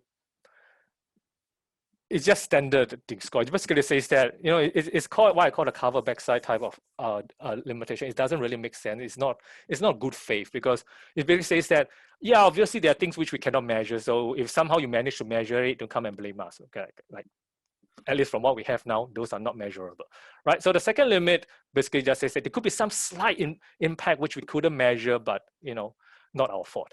All right, so that's fair, but most empirical work will slip in it, and that's just almost like a matter of habit. But the third one, I just want you to read that. The third one. Just read the third paragraph. The third limit.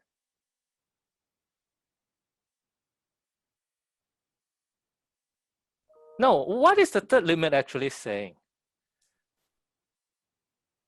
Christine, you're smiling too much, so I just have to call on you. You're doing the Socratic on me. I mean, I circled this. Was like, hang on, there's no public record. So isn't it a limit on data acquisition or something? I mean, this one threw me. I was like, you needed to explain this to me, because I'm like, what is going on here?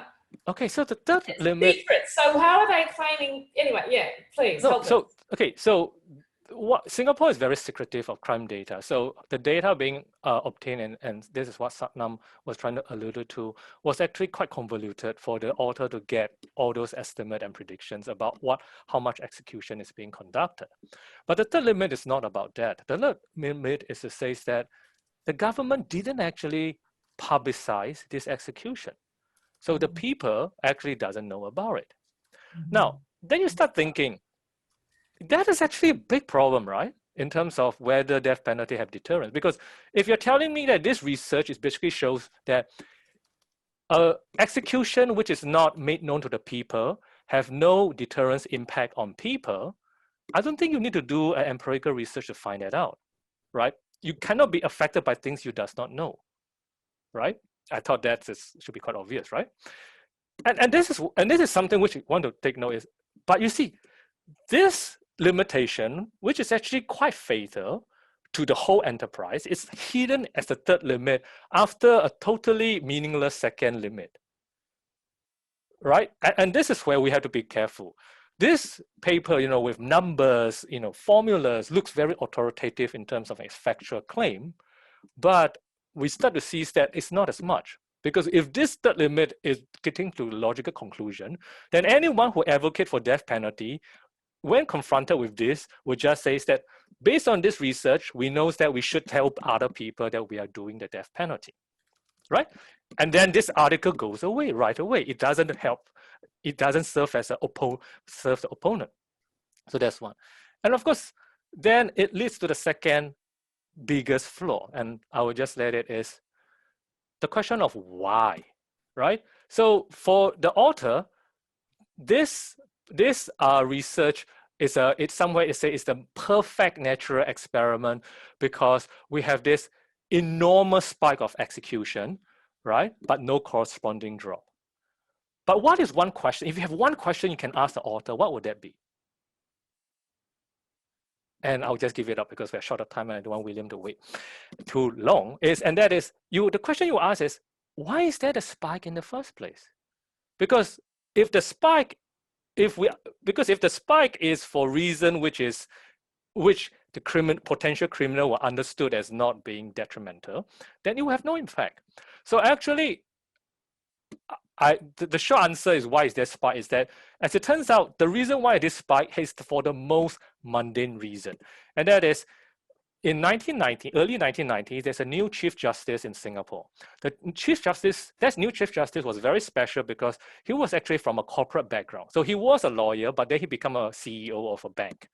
So part of the reason he was become the judiciary, the first thing he do was to speed things up. He basically feels that, with a bit of business management, wants things to be moved quickly, remove backlog. And so basically that spike is just because all the past cases are being cleared and dealt with. And thereafter, everything back to normal. Now, I haven't had 100% confirmation that this is the case because I know, but as many people, this is as logical an explanation as possible. And if you think about it, that actually makes perfect sense. And so, but that's the thing is, if this is indeed the reason for the spike, then even if it's made known, criminals will not be deterred because criminals will understand that this is just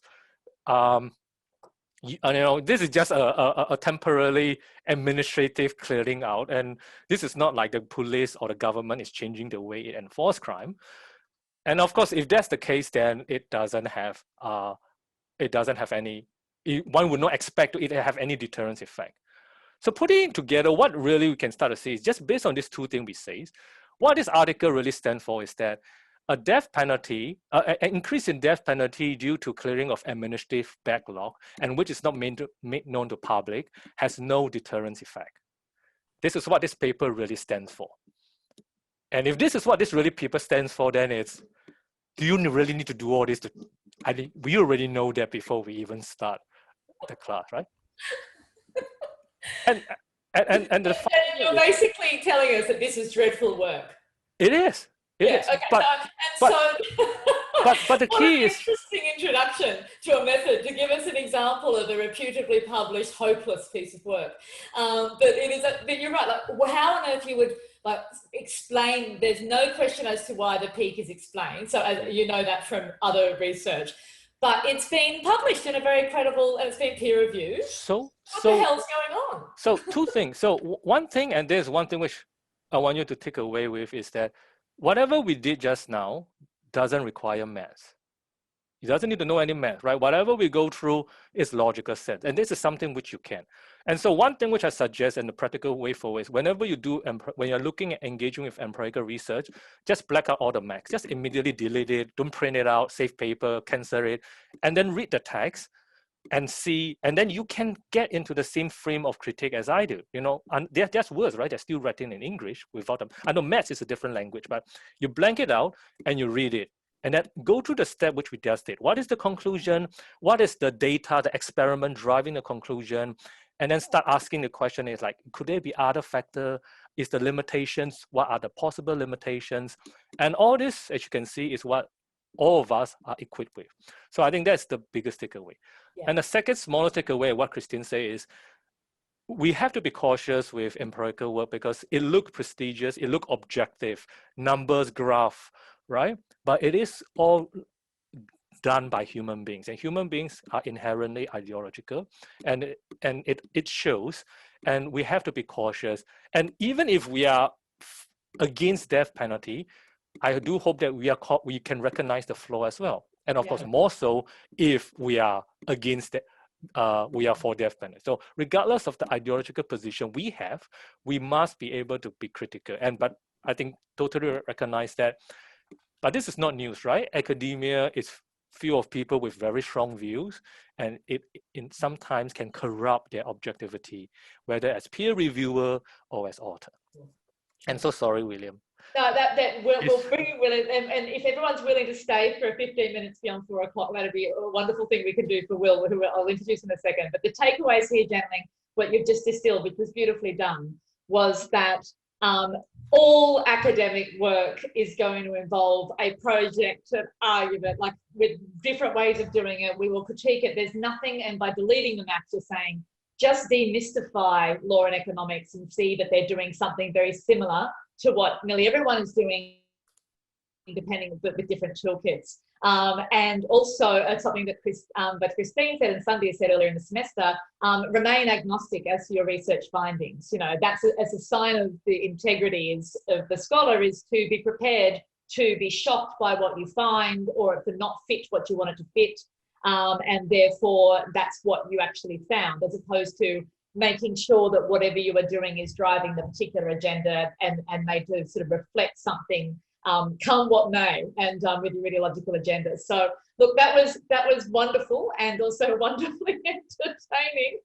I'm just deeply reassured that we got to the end where you said it was terrible work, because that was certainly my instinct when I was reading it. But I thought, am I missing something? You know, this is just like, you know, hope channeling tells me what's going on here to make sense of it. So thank you from all of us.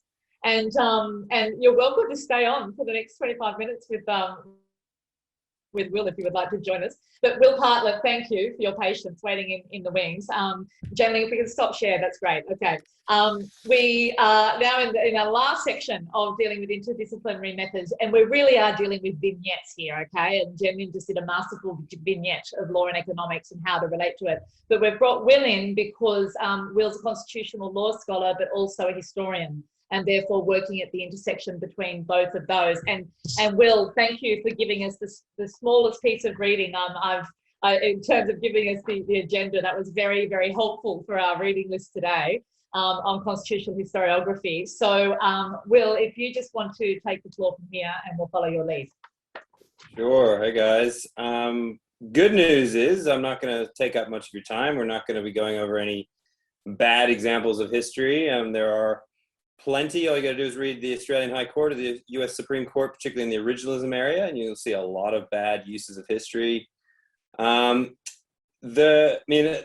key question that I'm interested in, and that I think, you know, is put in that paper, which I think is probably going to be of interest to some of you if you are using historical sources, is the extent to which you need to engage with professional historiography. That is what historians do. You know, what we do in the main on the main campus, what what people who call themselves professional historians do, and to what extent is there a division of discipline between history on one side and law on the other? Now, this has been a obviously incredibly hot area of discussion, particularly in the constitutional law area, because of the importance of originalism, particularly in the United States, but also in Australia, and not just in Australia. And we see originalism in other parts of Asia as well, Singapore, Malaysia.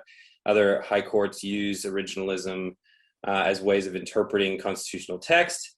So it's a nice way of kind of getting at a broader discipline question, which is how much do you need to look at historiography? And the general view, my view, the one that I, hopefully can persuade you of in the next, 9 to 10, 11 minutes, however long we have, is to say that it actually depends, the relevance of historiography actually depends on the type of history you're doing, and the type of sources you're looking at. There has been, I think one of the problems in the literature is that people kind of talk past each other completely, and they've been doing this for decades. If you are writing, and if you're making an argument, making a constitutional argument, if you are, even if you're doing a scholarly piece of work and you want to say the correct meaning of a particular term is as follows, and you are relying on legal sources, you're going to actually have them, at least if you think originalism is a good interpretive mechanism, at least, or something like that, you can actually say, well, you can actually settle that, because legal sources, i.e. cases, statutes, delegated legislation, I mean, these are meant to be, right? These actually are actually authority, right? They actually have authority. They are organized in a hierarchical manner. They have particular determined meanings. Now, this is somewhat contested to some extent, but it's much clearer when you compare those types of sources, right? Legal sources, with what I call general historical sources. This is like speeches, written documents that, maybe a letter that James Madison wrote, or that, Samuel Griffith wrote, or something. If we're looking at, events that happen, or supposedly, reports of events that happen, once we start moving into those types of sources, you have to be extremely careful. And this is where historiography is critical, right? We have to then take on board what the historians are talking about. We're going to say, well, look, I mean, who wrote that source? What was its agenda? What, was it written for a particular audience? Was it written with a particular viewpoint, particular bias? Is it conflicting with another source, which it almost certainly is? So when we start to really think that we're going to be drawing, getting a little bit to what Jin Lin's talking about, these ideas of empirical kind of hard data, it's much, much harder. And I think we need to be much, much, much, much more careful when we look at general historical sources than we do at legal sources. Legal sources themselves are contested, and we know that, right? We obviously learned that first year of law school, that you can read a case different ways and so forth and so on. And if an apex court doesn't determine it, or even if it does, it's still somewhat contestable. But if we can get to general sources, I mean, they really are multivariate, extremely difficult to pin down.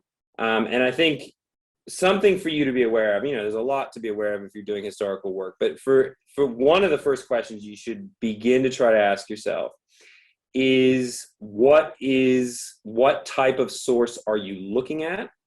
If it's a legal source, you're probably actually going to be relatively well trained to deal with that as a lawyer. If it's a general source, you actually are probably been trained poorly to deal with that, because, and this is where lawyers get themselves in trouble and judges get themselves in trouble, is because they tend to think general sources are authority, and they're not. They are not authority for anything. They are pieces of information that are contested and that themselves have that are not ever meant to be part of a kind of hierarchical scheme of kind of authority giving. Even though it might be the case that every kind of speech maker in history would love it if their speeches had some sort of authority base, and they in some cases will put it in that form for that purpose, but that's not the case. And so we have to be aware of that when we think about history, and we look at historical sources. So part of the point then is to say, is what type of history are you doing?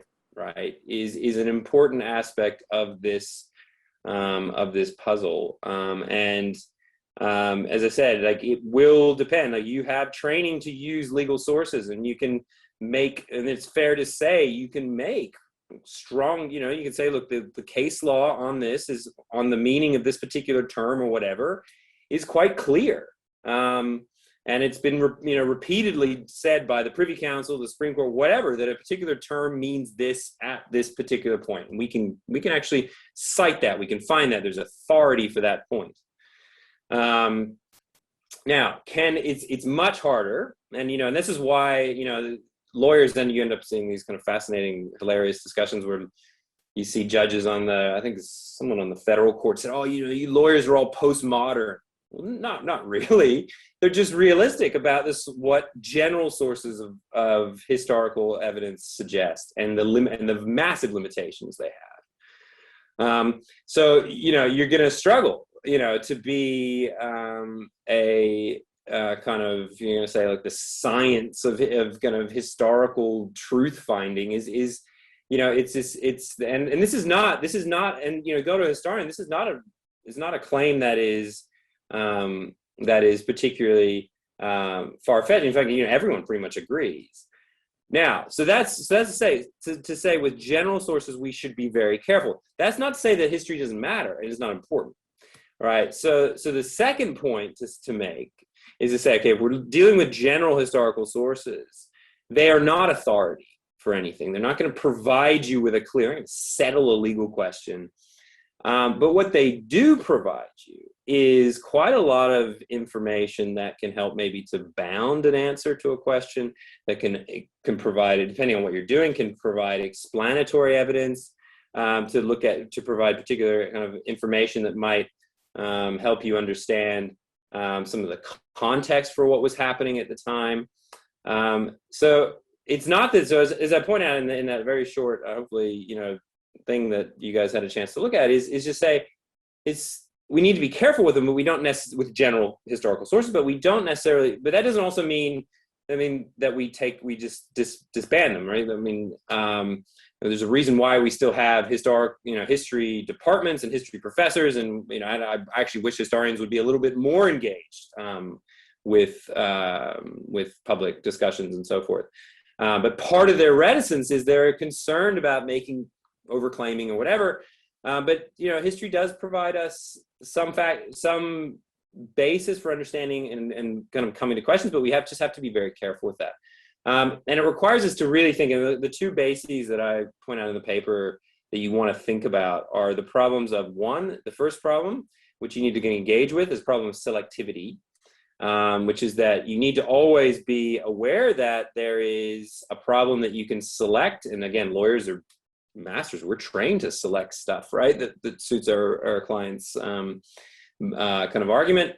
You got to try to be as balanced as possible for history to provide you some basis for coming to a particular, or kind of bounding your conclusion, or drawing some lessons from history. So we need to be very careful about how we select the historical sources we use. We need to be very critical of those sources. We need to be and try to find opposing examples, and so forth, in that kind of selection of general historical sources. Because again, unlike law, right, we don't have law is generally, legal sources are actually generally findable. At least you can go to find the old Privy Council cases, and you say, look, I've got a relatively, or the Australian High Court, we can read all their cases. You don't want to do this, but you could go to the CLR and read the whole thing.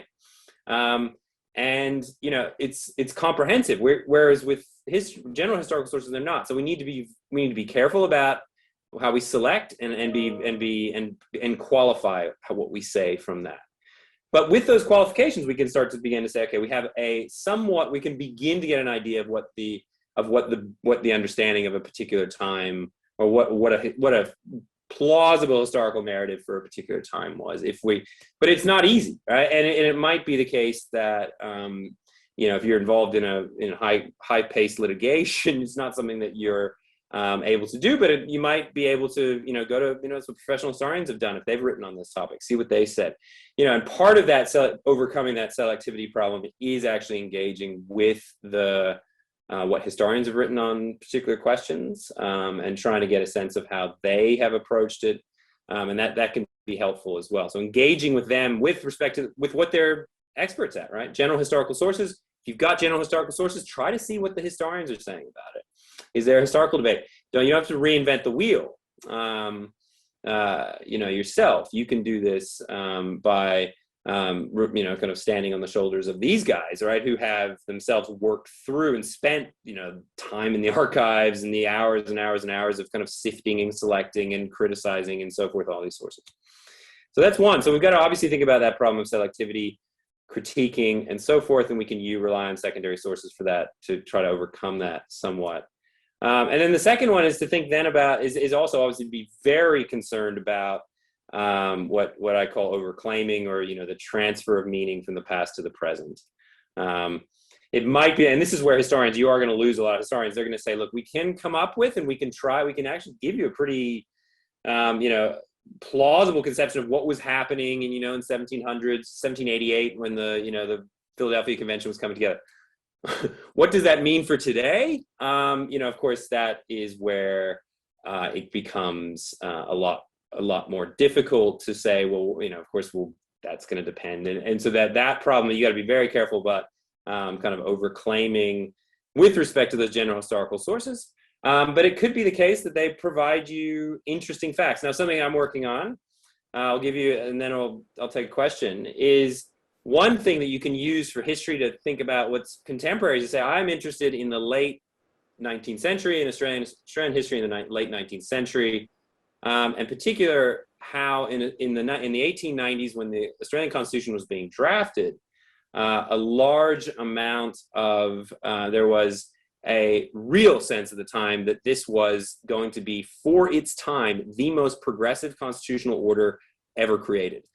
This was to be, for its time, and in many cases it was. Teddy Roosevelt in the U.S. said, look at what Australia's doing. We need to catch up with Australia. What did Australia do in the Constitution that was revolutionary? An elected upper house. That never before been seen in any form of democratic government. They had all kinds of protections on. In fact, it said they also have a provision in the Constitution that said, with respect to voting at least, that if you could vote for the lower house of your state legislature, colonial legislature, so in South Australia that meant women could vote, that would mean that you could vote for both the upper and lower houses, of that you could not be disenfranchised at the federal level. So all kinds of provisions. So that's a historical story that's kind of been lost. People have been like, oh, Australia is so, it was the imperial parliament that did this, and blah, blah, blah. And like, we've kind of forgotten how. And so you can recover old stories and say, okay, look, there's a historical narrative here that we've kind of forgotten. What does that mean for today? Well, it tends to mean there might be a tradition, right, that we've kind of forgotten, of identity, that is actually quite important. And by pointing to the past and saying, look, this history map doesn't necessarily mean that we have to be, we're not doing A, B, C, D, or E at them, but it does suggest that there is something that was lost that we should identify and really, and that we can value. So you got to be careful about how you transfer that meaning. You could say, well, look, this tradition might, and arguably it still carries on, and it's maybe invisible to us, but it's important in the sense that Australia is one of the most progressive approaches to inclusive electoral policy. The Australian Electoral Commission and so forth plays all the way through to the present, when we see it in actual high court cases like the Roe case and so forth. So anyways, you can use history, I think, to make all kinds of interesting arguments, but you're not making authority claims, right? Particularly when you're relying on general historical sources, and you need to be very careful about selectivity, and acknowledging all sides of kind of historical debates and so forth. But I got a question.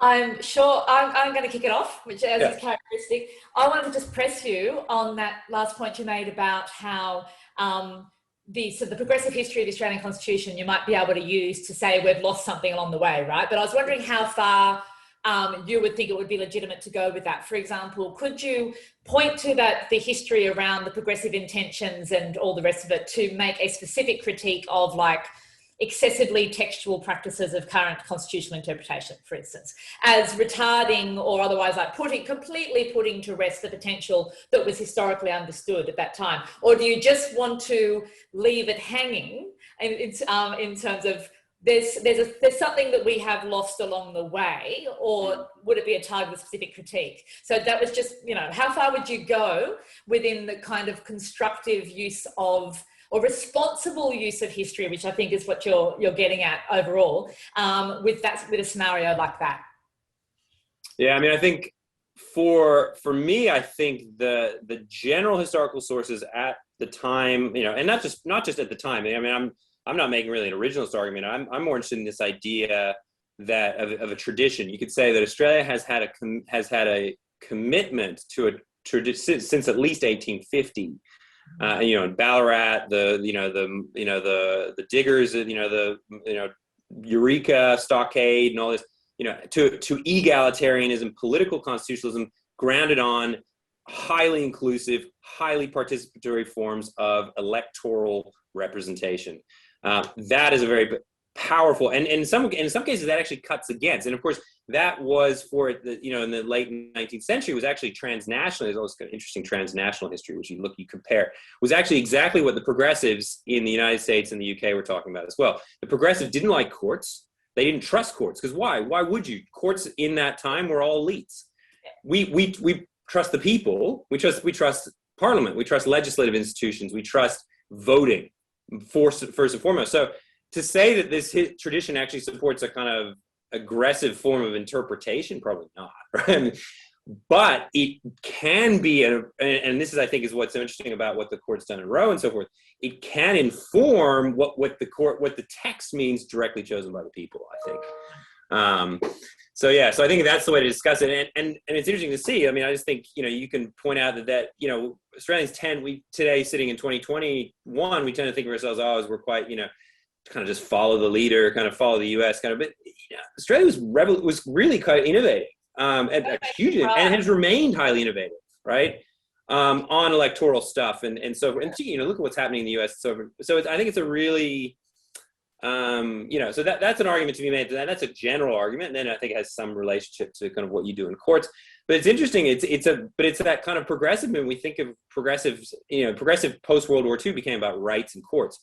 But prior to World War II, progressive meant political kind of mobilization. And someone like, interesting guy is Obama, for instance. Obama was a kind of interesting, he was not interested in judicial appointments. He was interested because he's a community organizer and so forth. So there's still kind of some examples of where, you think if you really want to get things done, the civil rights movement was not led, but it might have been catalyzed by the US Supreme Court, but it was done through legislation, Civil Rights Act, Congress, and so forth. So that's the Australian tradition, and it's one we kind of, it has relevance to judicial interpretation and so forth, but I think it has broader relevance to how we view ourselves, right? What's our identity as a democracy? It's always, we don't have rights, therefore we just kind of do whatever we want. No, right? We actually should be constantly innovating, remaining that way. And embracing these kind of things, the way that the Americans embrace their rights tradition very strong, yet we tend not to embrace the political commitment to political constitutionalism and what it carries with it, right? And that's where the court does, I think, play a slight role. Is saying like there needs to be the court does need to play some role in protecting a right to vote, protecting in Roe, or even in being able to speak. Because we need to be able to speak, because these things won't work if we have certain things. I think there's a role for the court, but it's a limited one. But the court should be seeing itself as catalyzing egalitarianism, right? Political participation more broadly. Anyways, that's just an example of I hope is responsible use of history. Yeah, no, and that's an excellent example. There was a lot of particularly insightful nodding going on with Pfizer and John and a few others that I noticed that I felt this must be linked to projects. If you have, if people do need to leave because we're over time, please don't hesitate if that's what you need to do with your other commitments. But Will, if you're happy to hang in for another 5 minutes for extra questions. Pfizer or John, I don't want to do what Jan Min was doing and play a Socratic tormentor. But if you have something you wanted to ask or say, John. Hi. Thank you so much, Will. So actually, I had a question which I was thinking about when I was reading that very short paper of yours. And that is about the role specifically of legislative debates within interpretation.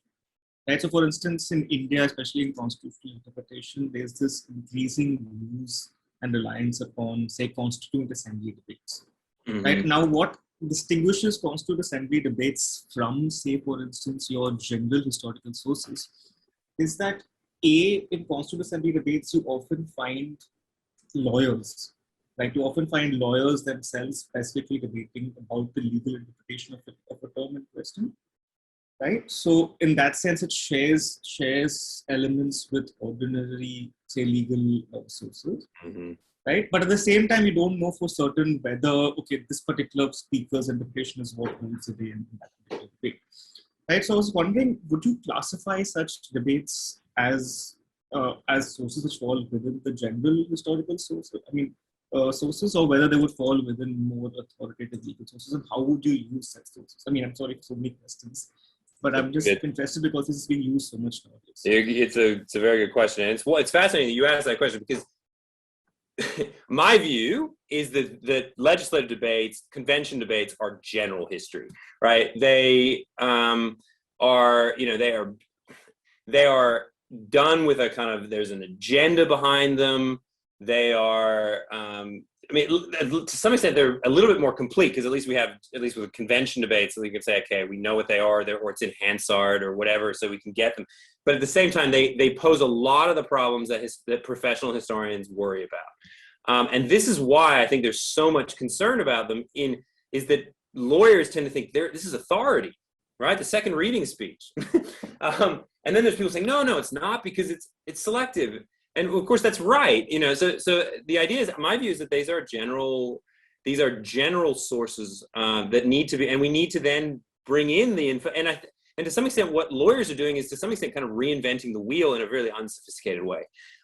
You guys don't do that. You don't need to do that. Just spend a little time, you know, and hopefully, you know, there'll be a little bit more work. A few other people like myself who are professional historians, are trying to kind of, you know, bring in a little bit of literacy. There's Jack Balkin at Yale has written a fantastic article on this. He talks about modalities. He's like, you know, how you use history depends on modalities. And what I'll do is I'll send that to Kristen, because I recommend you guys read that. It's cited in my piece, I think. But yeah, take a look at that, because I mean, Jack Balkin's like the guru of this. I mean, excellent historian and an excellent lawyer.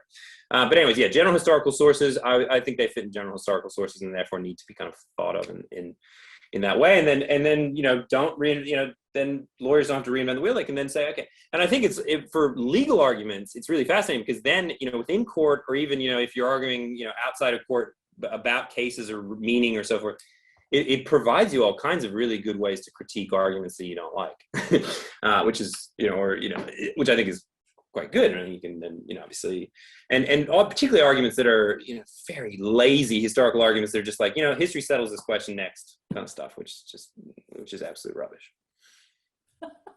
Faiza? Actually, John asked the exact question that I was going to ask, because I'm also struggling with Constituent Assembly debates. But I just wanted to ask something related to that, in the sense that you often look at these debates when case law is not able to ascertain the meaning, right? At least that's what I'm trying to do, with whether there is either case law or policy instruments, nothing is being able to ascertain the meaning of a particular word.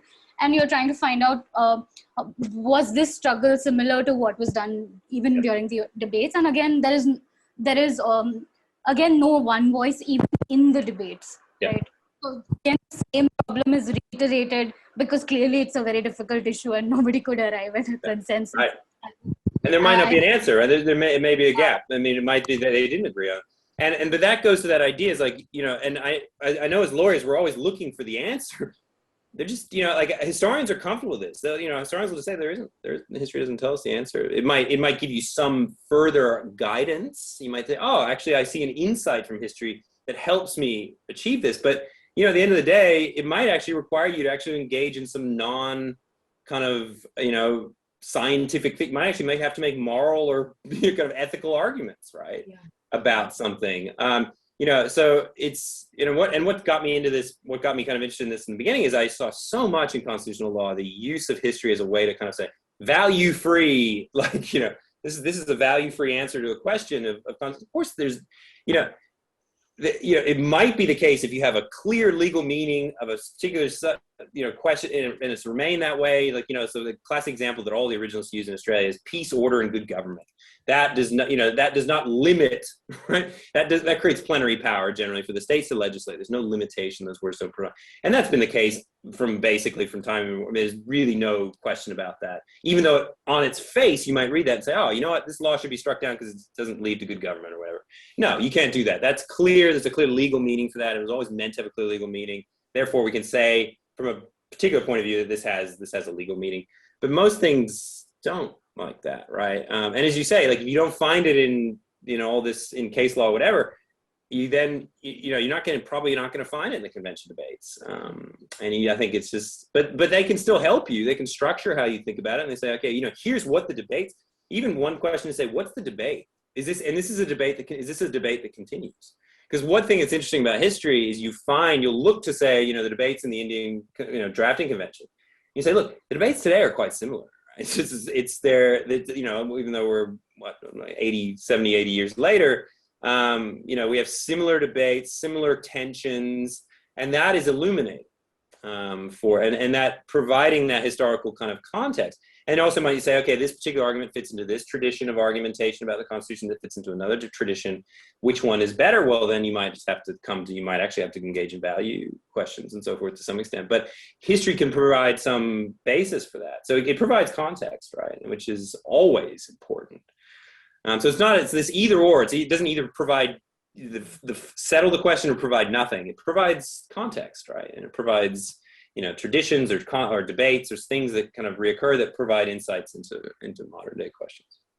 But that makes it all the more, Faiza's question and your answer to it, Will, makes it sort of all the more silly that when we can't deal with language and its meaning as a legal question, we go looking to the next layers of material, seeking something to assist us to get authority, when really all it will usually show us is flux. And so the problem is one of flux. And instead of and how that gets artificialized in various ways, because you're looking for the wrong reasons, and then you're using what you're finding for the wrong reasons, and you've got a very strong position on the missteps that will cause in terms of the connection. Can I ask one last question, which was just about comportment? There's always discussions around courts and adjudication about the extent to which courts can bring in evidence that is beyond its own disciplinary boundaries, like, political science evidence, or very relevantly in the pandemic, if a challenge is put to one of the orders around lockdowns or whatever it might be, and the evidence from public health is that you're going to save 2,000 deaths if Melbourne locks down a public housing tower or something like that, there's non-contested, judges are not going to contest that kind of evidence. Is it your observation that when it comes to history, legal minds, or particularly judicial minds, are much more casual about or not shy, in fact consider it to be within their remit to draw upon these things and render them authoritative in ways that they are absolutely nervous and skeptical about political science findings or public health findings, for example, and that the work of people like yourself is to actually bring that over casual approach to the surface to encourage the same kind of rigor around interaction that we expect, often which is overdrawn indeed in terms of the reluctance of political science material or public health or whatever it might be. So any last comments on that? Absolutely. I mean, that you just stated it better than I could state it. That's precisely what, I mean, it is fascinating to see, I think the courts will engage in what they call hot tubbing with economic kind of stuff, right? Because they feel uncomfortable with economics. They feel uncomfortable with other things. When it comes to history, they're like, this is what we do, and to some extent, right, it comes particularly in the common law tradition. I think it comes from the way we're trained. We're trained to look at old sources, and we say, that's history. It's like, so you'll read some judges and they'll be like, we do this all the time. This isn't the professional historians are just they're postmodern. They're weird over there. They don't believe in anything.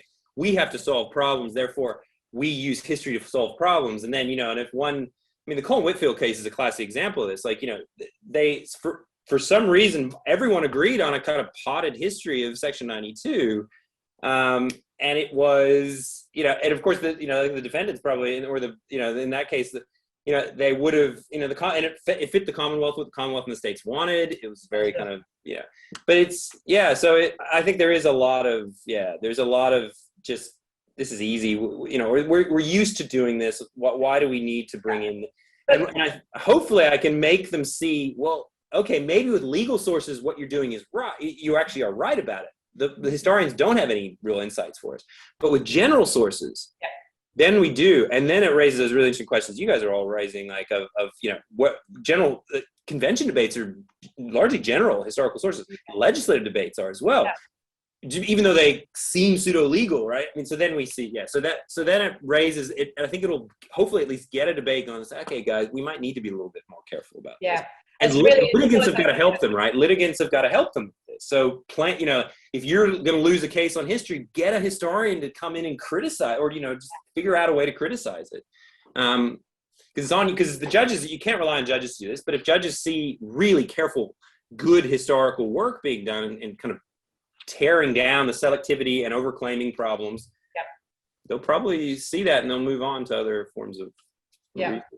But if the common law tradition is a storytelling tradition, then we can do those kinds of stories too. So there's this slippage in which, I can own this space too, and it's arrogant. Yeah, of course, It's arrogant, but above all, it's just not conscious. It's not conscious about what you're doing. So in terms of raising consciousness that you're actually doing something here that you don't want to go near with a barge pole if it's economics, poli-sci, or 10 tests in Melbourne on the modelling, right? So that's really, look, this has been an amazing session. It's run way over time, but we have had 3 of the amazing people at Melbourne Law School here doing, in so many ways, very different things. And yet I keep seeing a pattern of us coming back to similar kinds of questions and concerns that run through everybody's methods and how they comport themselves as a scholar within those methods. So Will, thank you for your patience. And Jen Lin, thank you.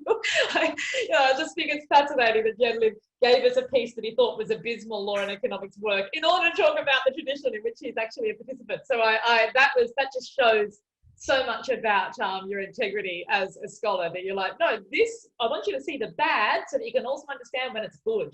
And that was fantastic. So thanks to everyone. This has been recorded because there are people, Will, that and Jan Lin may well get in touch with you who weren't here, that I know are dealing with some historical sources that can't have been here. But thank you very, very much on behalf of all of us. And you're getting lots of thank yous in the chat. So that's coming through now. So I'll finish now and I'll stop recording, but I do believe I'm meeting with Georgie and possibly Rowanna to talk about something else to do with PhD life and events and so forth. But otherwise I'll stop recording and farewell everybody else. So thank you. Bye, guys. Thanks, Will. Yeah.